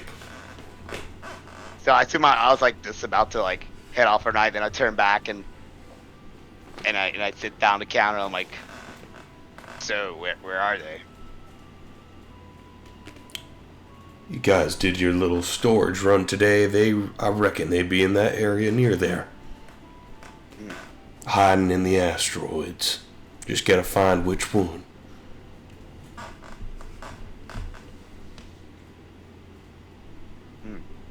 Interesting. I've been enjoying my taste of freedom, and I'm thankful for a person that gave me his chance. So now I'm gonna See if I could bring a little freedom to more people. Best of luck to you. And good luck to you. Hopefully you don't lose your hand again. I don't plan on it. Same way I don't plan on not being able to help Marifa later on. Good. Enjoy your evening. Same to you, pal. See you later, partner. Take my last sip of the drink and I'm heading out. Okay, you heading back to the ship? Yeah. Retire for the evening? Yeah, I'm gonna take the the first mate room. I'm gonna take a nice like full or queen size bed I see there. Okay. You guys tend to your quarters and rest for the evening. I'm taking the first And mate then- room, hell yeah.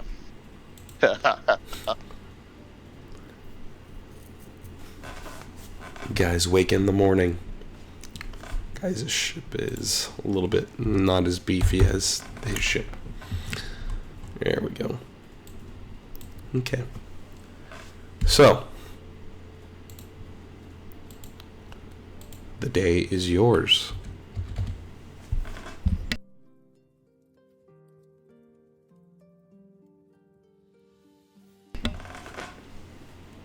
Whatever Yins want to do.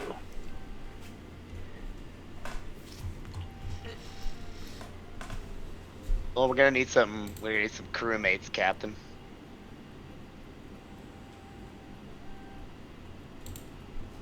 Why don't we go see a buzzkill?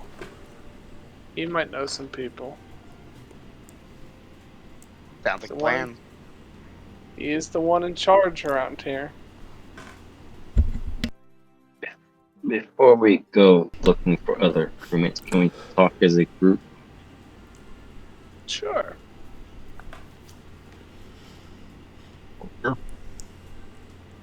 Gather around a table. Okay.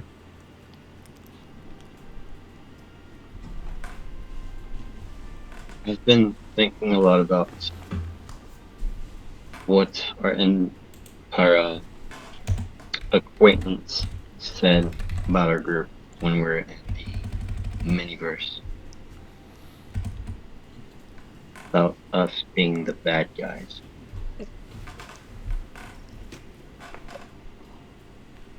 Okay. I don't know if you know, but I'm not from this plane.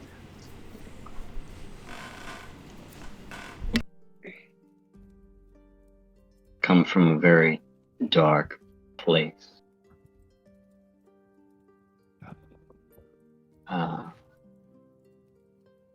Before I got here, a group of individuals decided to take over my region and start causing some trouble.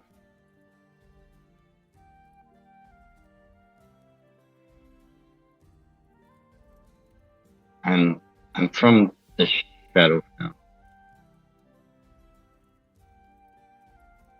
Particularly from Falaki.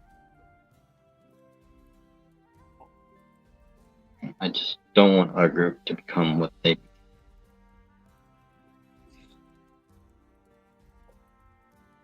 That makes sense.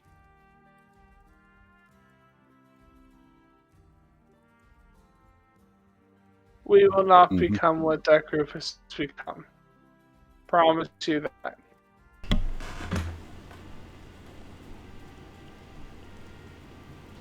Can't get them out of my mind.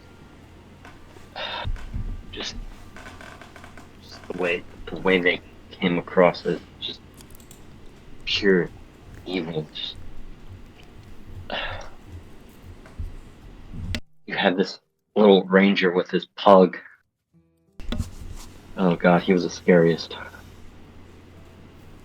think his name was Longshot. And then you had Bishop. Whew. And oh Abaddon. And the craziest of them all was Lucius.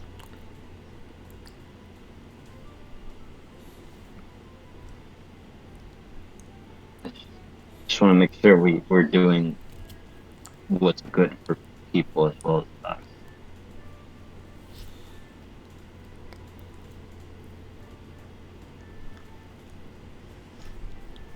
Sounds good to me, but if someone ever messes with us in the wrong way, they're not going to see the light of day.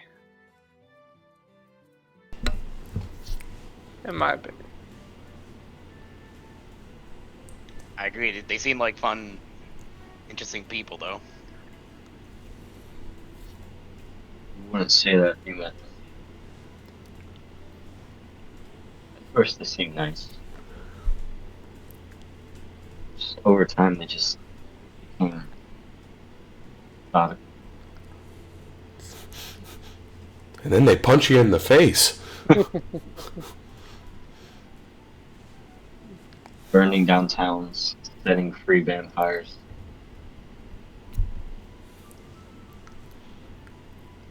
Chills.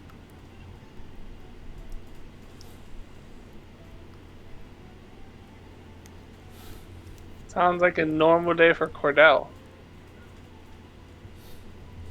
I was trying to remember which of my characters was in that group because I Paraguay. can't remember. That was Araguaya? Yep. One that punched somebody in the face. Yeah, Punched the that's right. church boy. That's That was right. lying. Yeah, that was Araguaya. He was my batshit crazy paladin. He was great with kids. Yes, he was. He didn't beat around about anything with it when he got serious. Edgar, you should tell him the story about when you were a kid. Oh no. I'm good. Anyways, this random guy punched me in the face. So you're playing the character that Araguaya beat the shit out of. Yeah.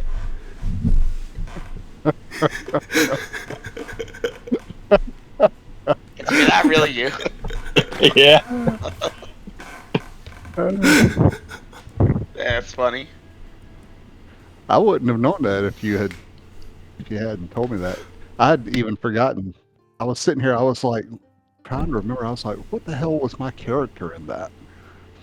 Because I remember Pat's character with the little pug. I remember that. I couldn't remember his name. Long shot. In pocket. In pocket. Yeah. What's my character in that? Abaddon, Musclehead. Fighter. Monk. Or something, right? Abaddon.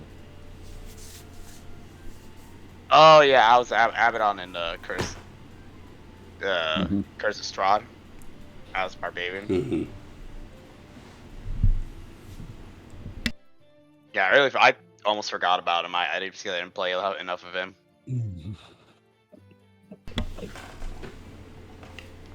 So, what would you guys like to do then?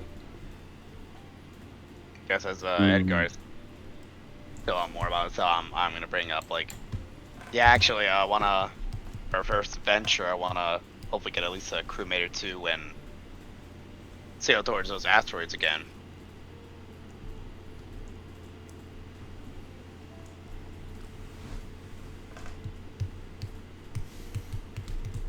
I hear it. From Okay. anywhere. I heard some info that some people there are up to no good. Big child in that neighborhood. Keeping slaves there in the mines.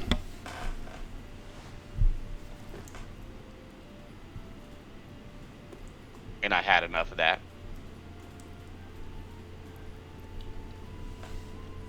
Of course, if you allow that, Captain.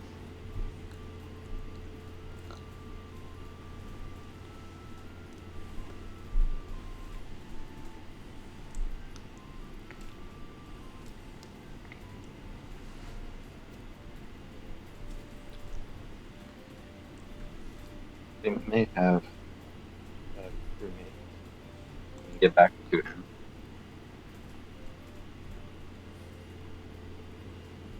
You guys can always talk to somebody about purchasing crewmates too. Just paying wage. Can we go back to the miniverse? You want to bring people out of the miniverse. Yeah. Even though you know you'll get kicked out of the guild for that. Yeah, I don't want to get kicked out of the guild. The guild really hasn't done anything, in my opinion, to warrant us making an enemy out of it. Yeah, I don't want to do that either.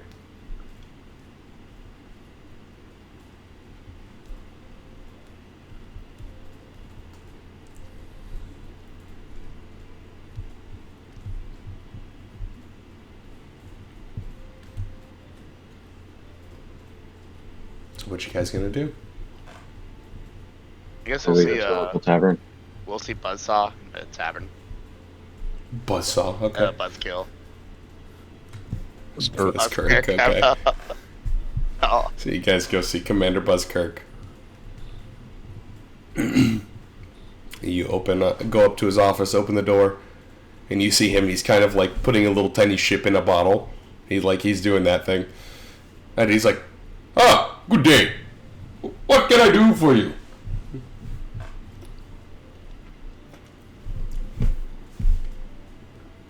All right there, Captain and First Mate. Don't need to do the talking. I think Captain's on pee break. I'm going to tell him the He's same in a thing I little- told Julian. You wanted to manage. Manage. Yeah. He's in the Little John's room. Oh, Also, start off and I'm like, I'm back. all right.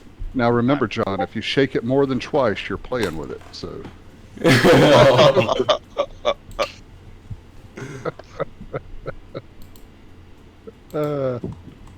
So you guys are talking to Commander Buzzkirk currently, Edward. How's Commander Buzzkill doing today? That's what I'm asking you all. What brings you up to see me? We need a crew for our ship, and you're the one in charge. I run the guild, not the boats. That doesn't mean you might not know someone. You could that's true. probably hire someone. Put a posting downstairs on the wanted board. Or on the job board. I'm sure someone will bite. Interesting. Okay. Just depends on how much you're willing to pay them. 1p a I day. think one gold piece is typically standard for crewmates. Oh fuck. Okay, I'm a cheap ass. Alright, so I think we can afford 1 gold piece a day. I'll go down and I'll put a thing on the board while you guys talk to Captain Buzzkill. Or Commander Buzzkill. Okay. Yeah, as you walk downstairs, you see a bounty board, and next to it is the sort of like help wanted kind of board. Currently, the help wanted board has a couple crewmate recs that are going for 2 to 3 gold pieces a day. Some that are on there for 1 gold piece. Most of them that are a little bit higher paying seem to be larger crews, more elegant signs. So it's up to you. The bounty board, however, has 2 pictures on it currently. One is a planeswalker that you would recognize, that you have seen around, but you haven't seen recently. Let me pull up the pictures. The other one, it looks to be just a crewmate. This is the person that you recognize on the bounty board. Is one of the planeswalkers. It says wanted for murder underneath. Is that supposed to be Yennefer from the Witcher series? Selena Gomez. Oh. Wait, didn't we see her before? You did. It says she's wanted for murder.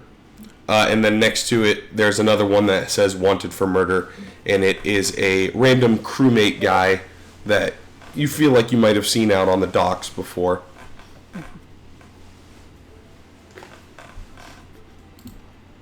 Interesting. So who wants to go hire, who wants to go after Selena Gomez then?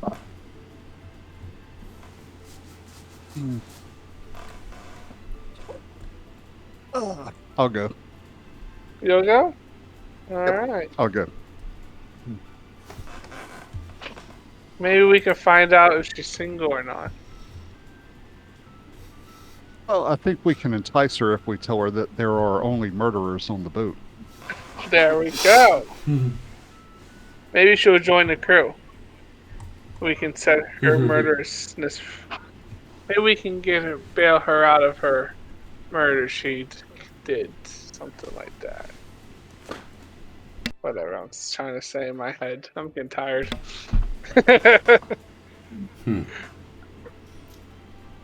So, what do you post for your wanted ad there, Edward? I say 2 gold pieces a day. I'll pay them. Okay. Now, how many? Now, is that one person, or is that a whole crew? Yeah. However, it depends on how many that you accept and hire on. Okay. Or you could find people later on down the road and add them to the crew. We call those like your more captain or your super senior, your special people, rather than just your background NPCs. Gotcha. Okay. Your fish baits of the world. All right. I'll put that out, and then I guess I say before we go hunting Selena Gomez here, we should try to at least start getting a crew first, because we don't know what's going to be out in the sea.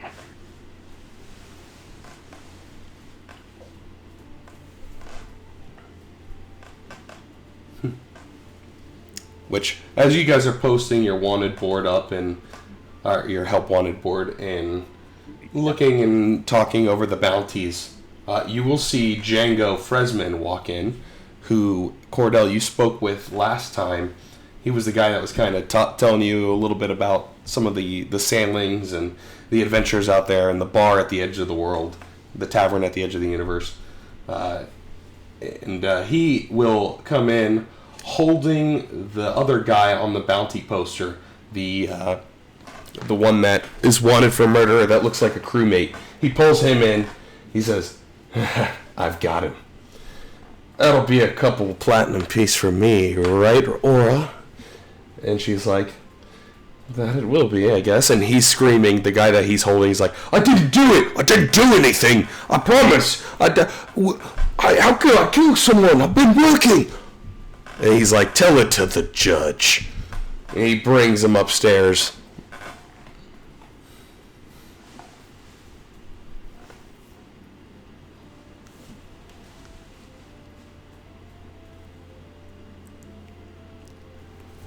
So you guys watch that kind of unfold downstairs.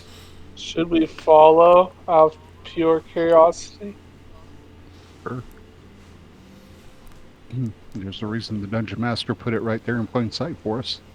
Yeah, let's follow. Okay. You guys just blatantly following, or? Oh, let's keep our distance. So, like, we're not, like, they don't think we're trying to listen into the conversation. Acting like we're all bullshitting with each other, but we're actually listening. Okay. So they kind of go up to Buzzkirk's office, and he's still screaming the whole way up, "I didn't do anything! I didn't kill nobody!" And Django's like, "Yeah, I don't care about that. I just collect the bounty, man." And Aura's like, "Well, we'll figure this out. Don't worry. Don't worry at all." As they get to the office, Buzzkirk throws him 10 platinum pieces for collecting the bounty. which you look at, Serena's bounty is actually 50 platinum pieces. So it's a little bit bigger of a bounty because she's a bigger target. Buzzkirk, you'd probably hear him before the door closes. Well, we're going to have to investigate what's going on here, and we're not quite certain, but that's the word on the street. So, while we investigate this, we're going to have to hold you. Is that okay? And he's like, but I didn't do it, I promise, I swear. And during that time, you see the door open up, and Django walks out, going on his business. He spins his pistol and puts it back into the holster, and starts to walk past you guys. Hey, how's it going, guys? Proceeds down the stairs. The door closes behind him. Well, there's going to be a trial, and we'll definitely have magic involved of sorts, and we'll get to the bottom of this. If you truly are innocent, no worries. He's like, oh, that's good at least, but I promise I didn't do anything. You can hear him, like, muffled through the door. We'll figure that out in time. It won't be long. Buzzkirk is kind of going back and forth with him before the door opens up again, and Buzzkirk is carrying him over his shoulder. Hello, gentlemen! Taking him down. He steps downstairs, and you'll see him wave his hand and open up a secret door at the bottom of the stairs that goes down into what looks to be a colder cellar beneath the tavern. I follow him. Before. Into the cellar? Yeah. And I go up to Buzzkill and I say, can we help with this investigation? Well, do you have anything that can assist?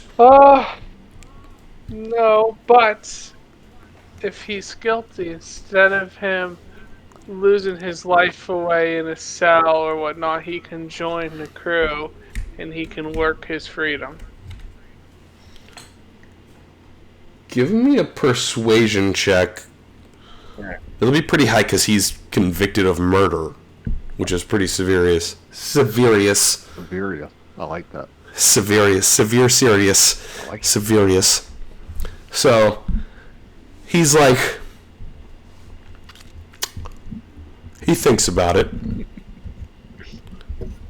We could definitely put him to work for a little bit, but I don't think he'll ever earn his freedom, per se. That's fine. He can stay work. He's guilty. He works under my ship for free, and I don't have to pay him a dime.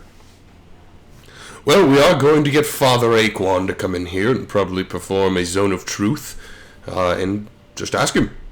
It's a simple enough procedure that we normally do. If he's guilty, he's guilty, and if he's not, he's not.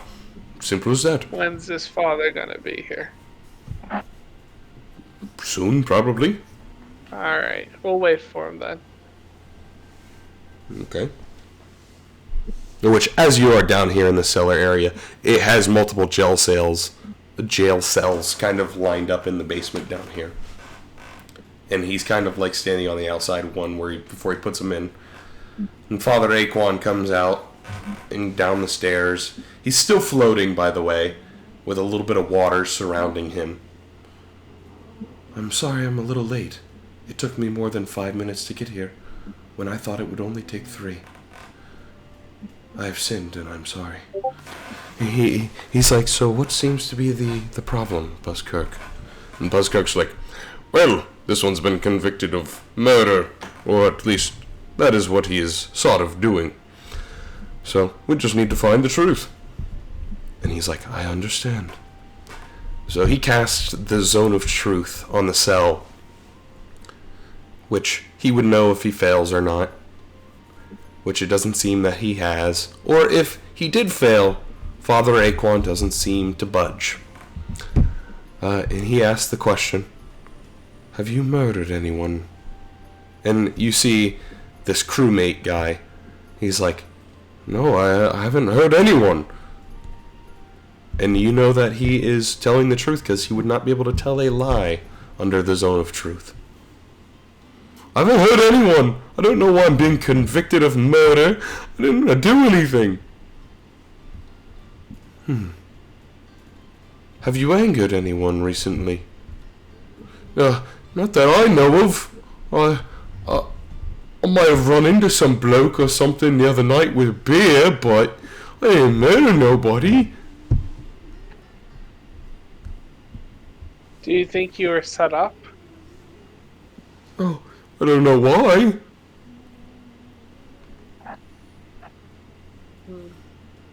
You're a simple dock worker and nobody to someone. They just want you to take the fall for them. I don't know if anyone would do that, though. Oh, I'm great mates with all my shipmates. Is there any one of your shipmates who've been acting a little funky? Not that I know of. How about your captain? Oh, Captain's a great guy. And he would never do anything like that. Everyone shows their true colors at some point.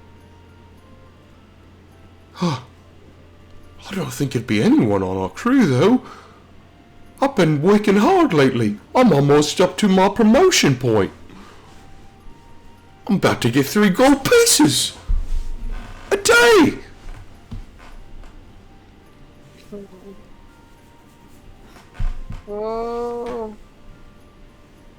Thinking of questions here.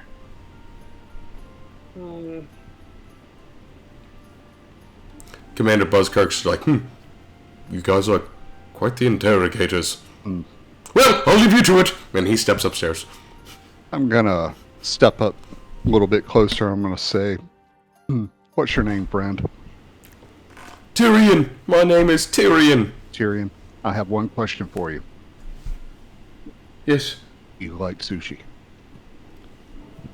Oh, yeah. I mean, I like sushi, especially the one that comes from the Astral Sea is quite nice. I'm gonna look. He's more I'm gonna look back at delicate. the father. It's like, is he telling the truth? He hasn't lied so far. I'm good with him. No? We can continue investigating of who might have brought forth this bounty. And, Who starts? who spread the rumor. Who spread the rumor? I'm not sure. Rumors do tend to just explode. Especially around the bars, you know? And Tyrion's like, I don't know, honestly.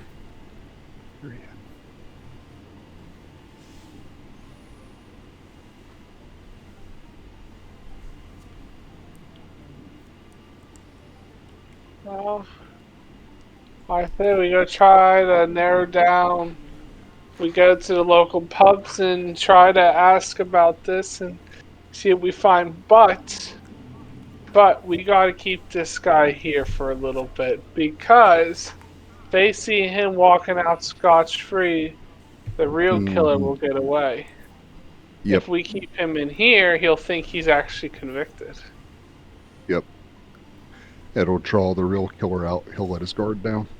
And maybe we'll be smart enough to figure out who it is. I want to stay in here. How long do I gotta stay in here? Will we find the killer? I have work tomorrow. Well, we'll talk to your captain. We'll tell him you're a little I know. occupied. Yeah. Oh, you'll talk to Captain Elijah for me. You'll tell him I'm not a killer.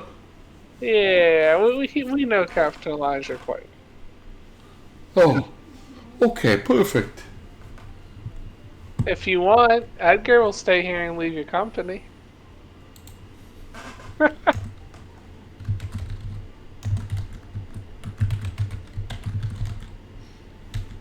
He looks at Edgar. Hi, Edgar.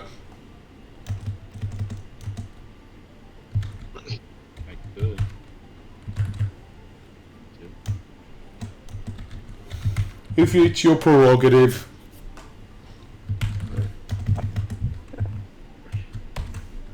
Alright, then I would suggest Cordell and Garrett and myself will each go to a different pub or something and go start bullshitting with people.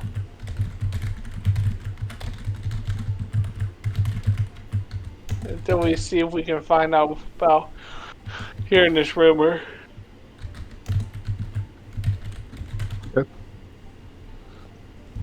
I know So you're I'll not put my- meant to split up, but I would say since we're in a really safe area, I think it's okay.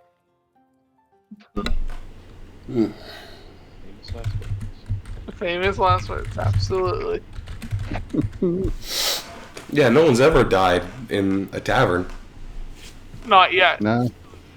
Last character I had die prematurely died in Barovia in a big fire Yeah, in a house. in a house with undead characters. Yeah. Because Lewis's character cast a fireball in a confined space. Hey, it worked. It freed the vampires. Killed both of us in the process. So, you guys are going upstairs and just trying to scope out and ask about what happened here? Yeah. Okay. So you guys step upstairs. Just give me a general charisma check for all of you. Ooh. Well, I had good intentions. Hey, you never know. You can roll well. Wow. So Cordell, I think Cordell just gets the best idea. And Cordell asks Bastion, who is the bartender, because he knows all the goods. So you go up to Bastion, and you ask, "What's the sort of deal with Tyrion being charged for murder?" He'll tell you, "Yeah, it's actually kind of strange. Someone saw him right outside the door the other day. He just shot him in the head, shot some guy in the head." Did you see it first? And then I personally didn't, but that's what the word was. Is someone saw him shoot someone in the head with a pistol. I wonder if they're using some kind of magic spell. You know what? That is a good point. Illusion magic is pretty easy to come by.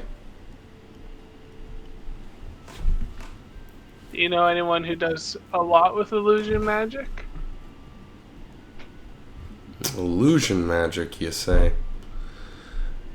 That guy, Nemarius, he's an illusion magic guy. I don't think he'd do that, though.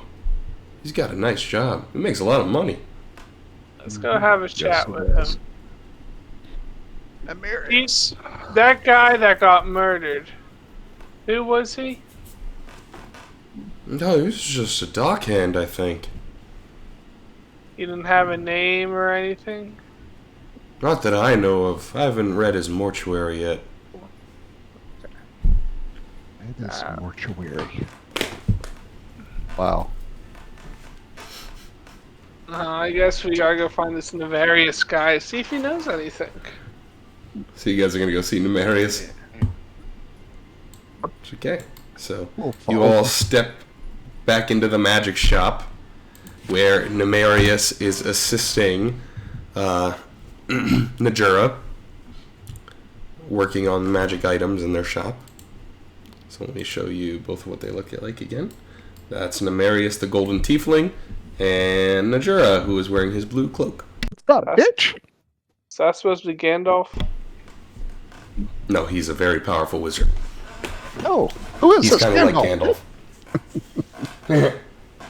Hey, bitches! I can't do the voice right now. Sorry, my voice is out. Hey, bitches! Welcome. What can I do for you? Yeah, I'm gonna stop trying.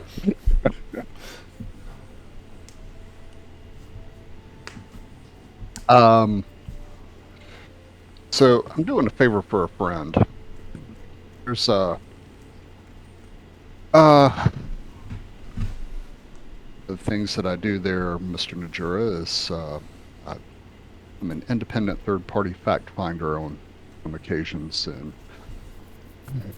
in order to maintain independence and to be unbiased, there's an allegation of murder that's going around, and there is a suspect in custody, and what I'm trying to figure out is the identity of the person who was killed just outside the bar point down the street to the bar where that was at. And I'm going to say, and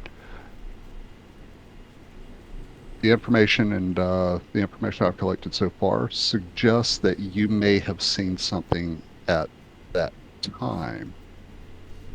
And He turns and looks at Nemarius. oh, What time? would that We have were been- working all day yesterday and a couple of days ago. We're very busy during the day, Yes, I know you. and I've we noticed. typically only get the evenings more free.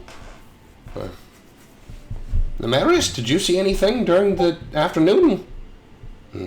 No, I was here working and didn't see anything strange. Did you see something strange, Najera? No, I didn't. I want to insight both. What was the matter? I want to insight check both of these bitches. Go for it. Natural 20.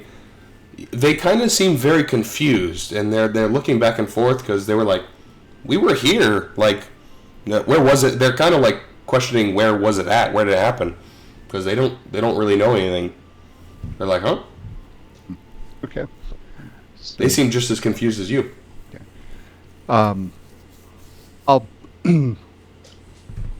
without saying I talked to the bartender, although they could probably figure that out.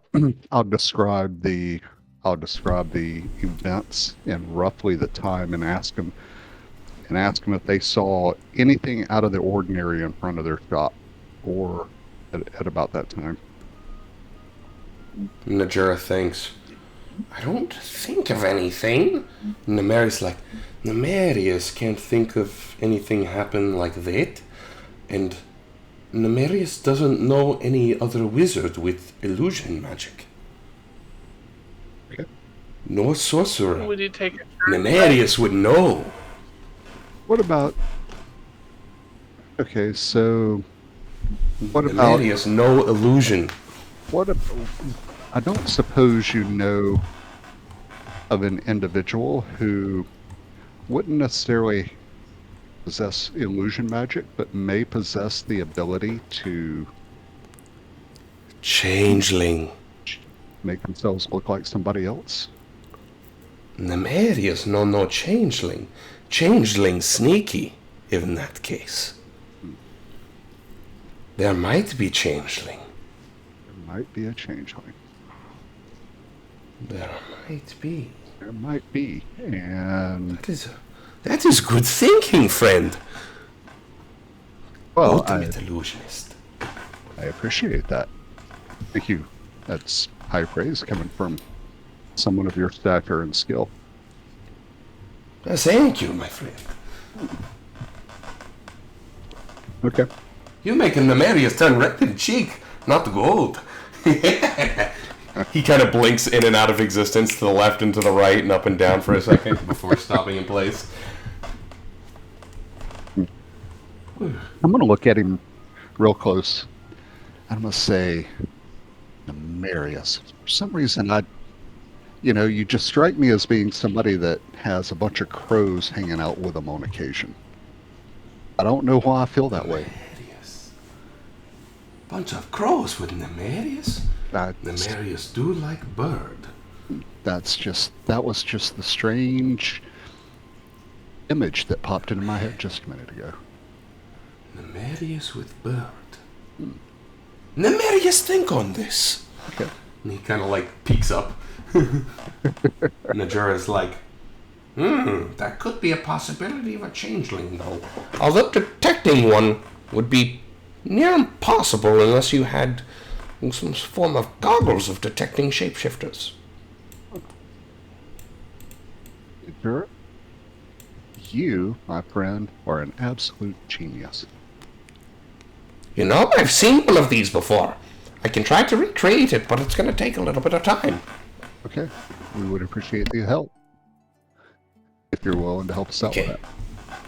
I can definitely do that if it's going to help someone. Okay.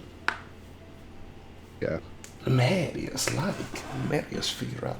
He puts like a little bird on his shoulder, and it's the wrong bird, and he changes it to like a raven. Nemarius. Yes, Raven better. Raven. I'll look at it and I'll be like, it fits. Nemerius. That's just the strangest feeling I've got. Remind me of Cousin Raph.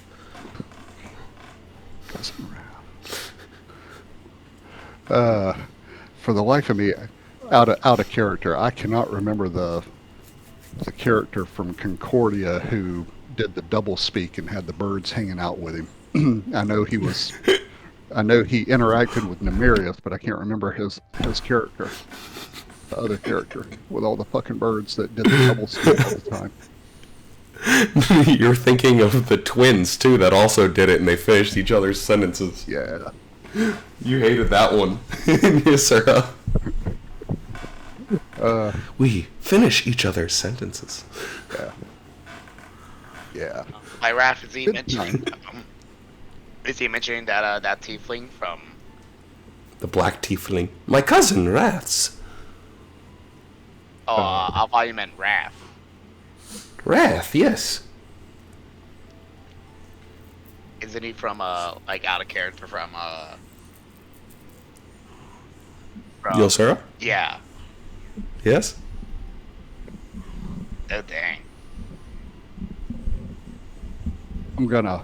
It's okay. My cousin back in hell. All right. I mean, I don't know this cousin. I just felt the disturbance so for a bit. It's all right. Ah, it's okay. I don't have any other questions. You gotta do any of. Crewmates have any other questions? No.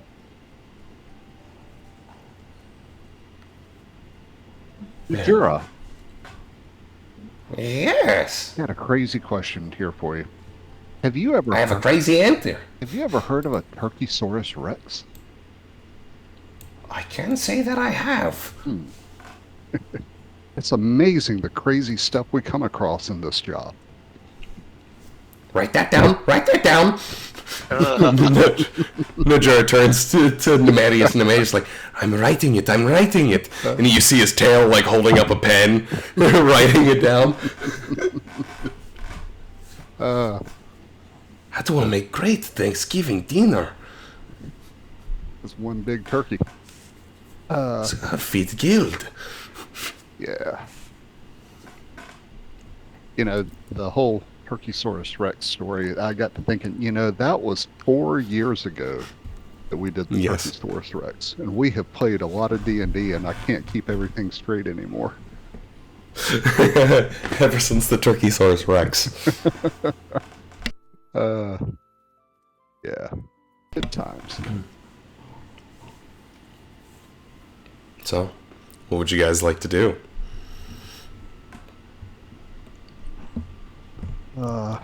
Okay. I've got my questions out.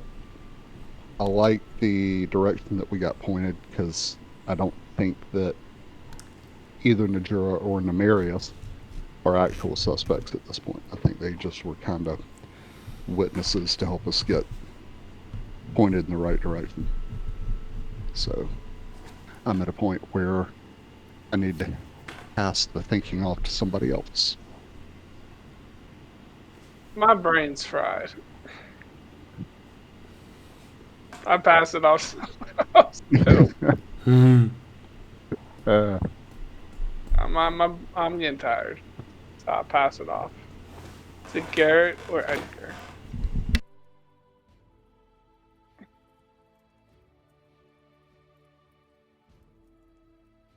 I suppose we can investigate a little more into this leads that we got. Yeah. Or you could wait until we finish the item for you, and you can come back. That could work too. That would be a big help. How long do you think that would take? Give Nemerius a couple days. Okay.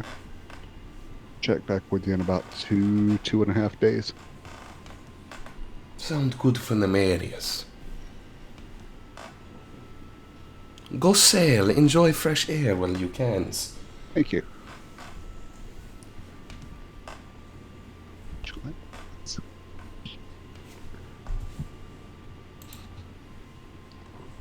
Joint blessing to Edgar the choir boy.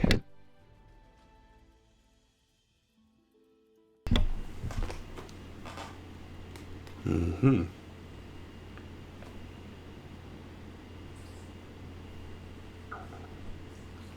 So, guys like to just retire back to the ship for the evening? I think that's a good Or idea. for the rest of the day, because it's still early day. Yeah. Yeah. You guys can sail off into the abyss for the evening, or just park it off and enjoy the bar, and we can call the session here if you want. If you guys wanted to sail, I do have a good stopping point, though. This is the thing. Well, I was waiting for you guys to just do a little sailing. That's up to you guys. yeah. Okay. Well, let's not disappoint Pat. Alright, we'll Let's- go let's sail. We'll, Take the we'll- ship we'll- out. We'll take the ship out so Pat has his good ending. Yep. We'll give it a more cliffhangy ending for you guys. Alright. We'll say, during your times in looking, someone comes up to you with your wanted poster, by the way. I'll do it, I need money. Oh, you want me to join on? Sure. You see like this bald human with like a cone head. My name's Jerry. Gary. Jerry. Okay, Hello, Jerry. Jay. You wouldn't be a mechanic, would you? Jerry can use hammer. Sounds like we're about to get some things jerry-rigged. Jerry. That's horrible. Yes. That was a good one, bro.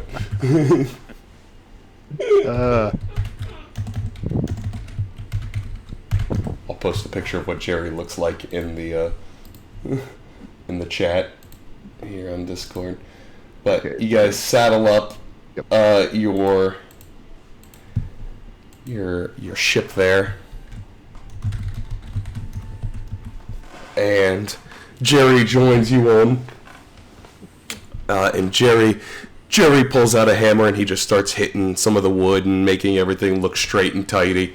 He doesn't seem like the brightest crayon in the box by any means, but he's there. What's this thing do? He touches one of the ballistas and it shoots off.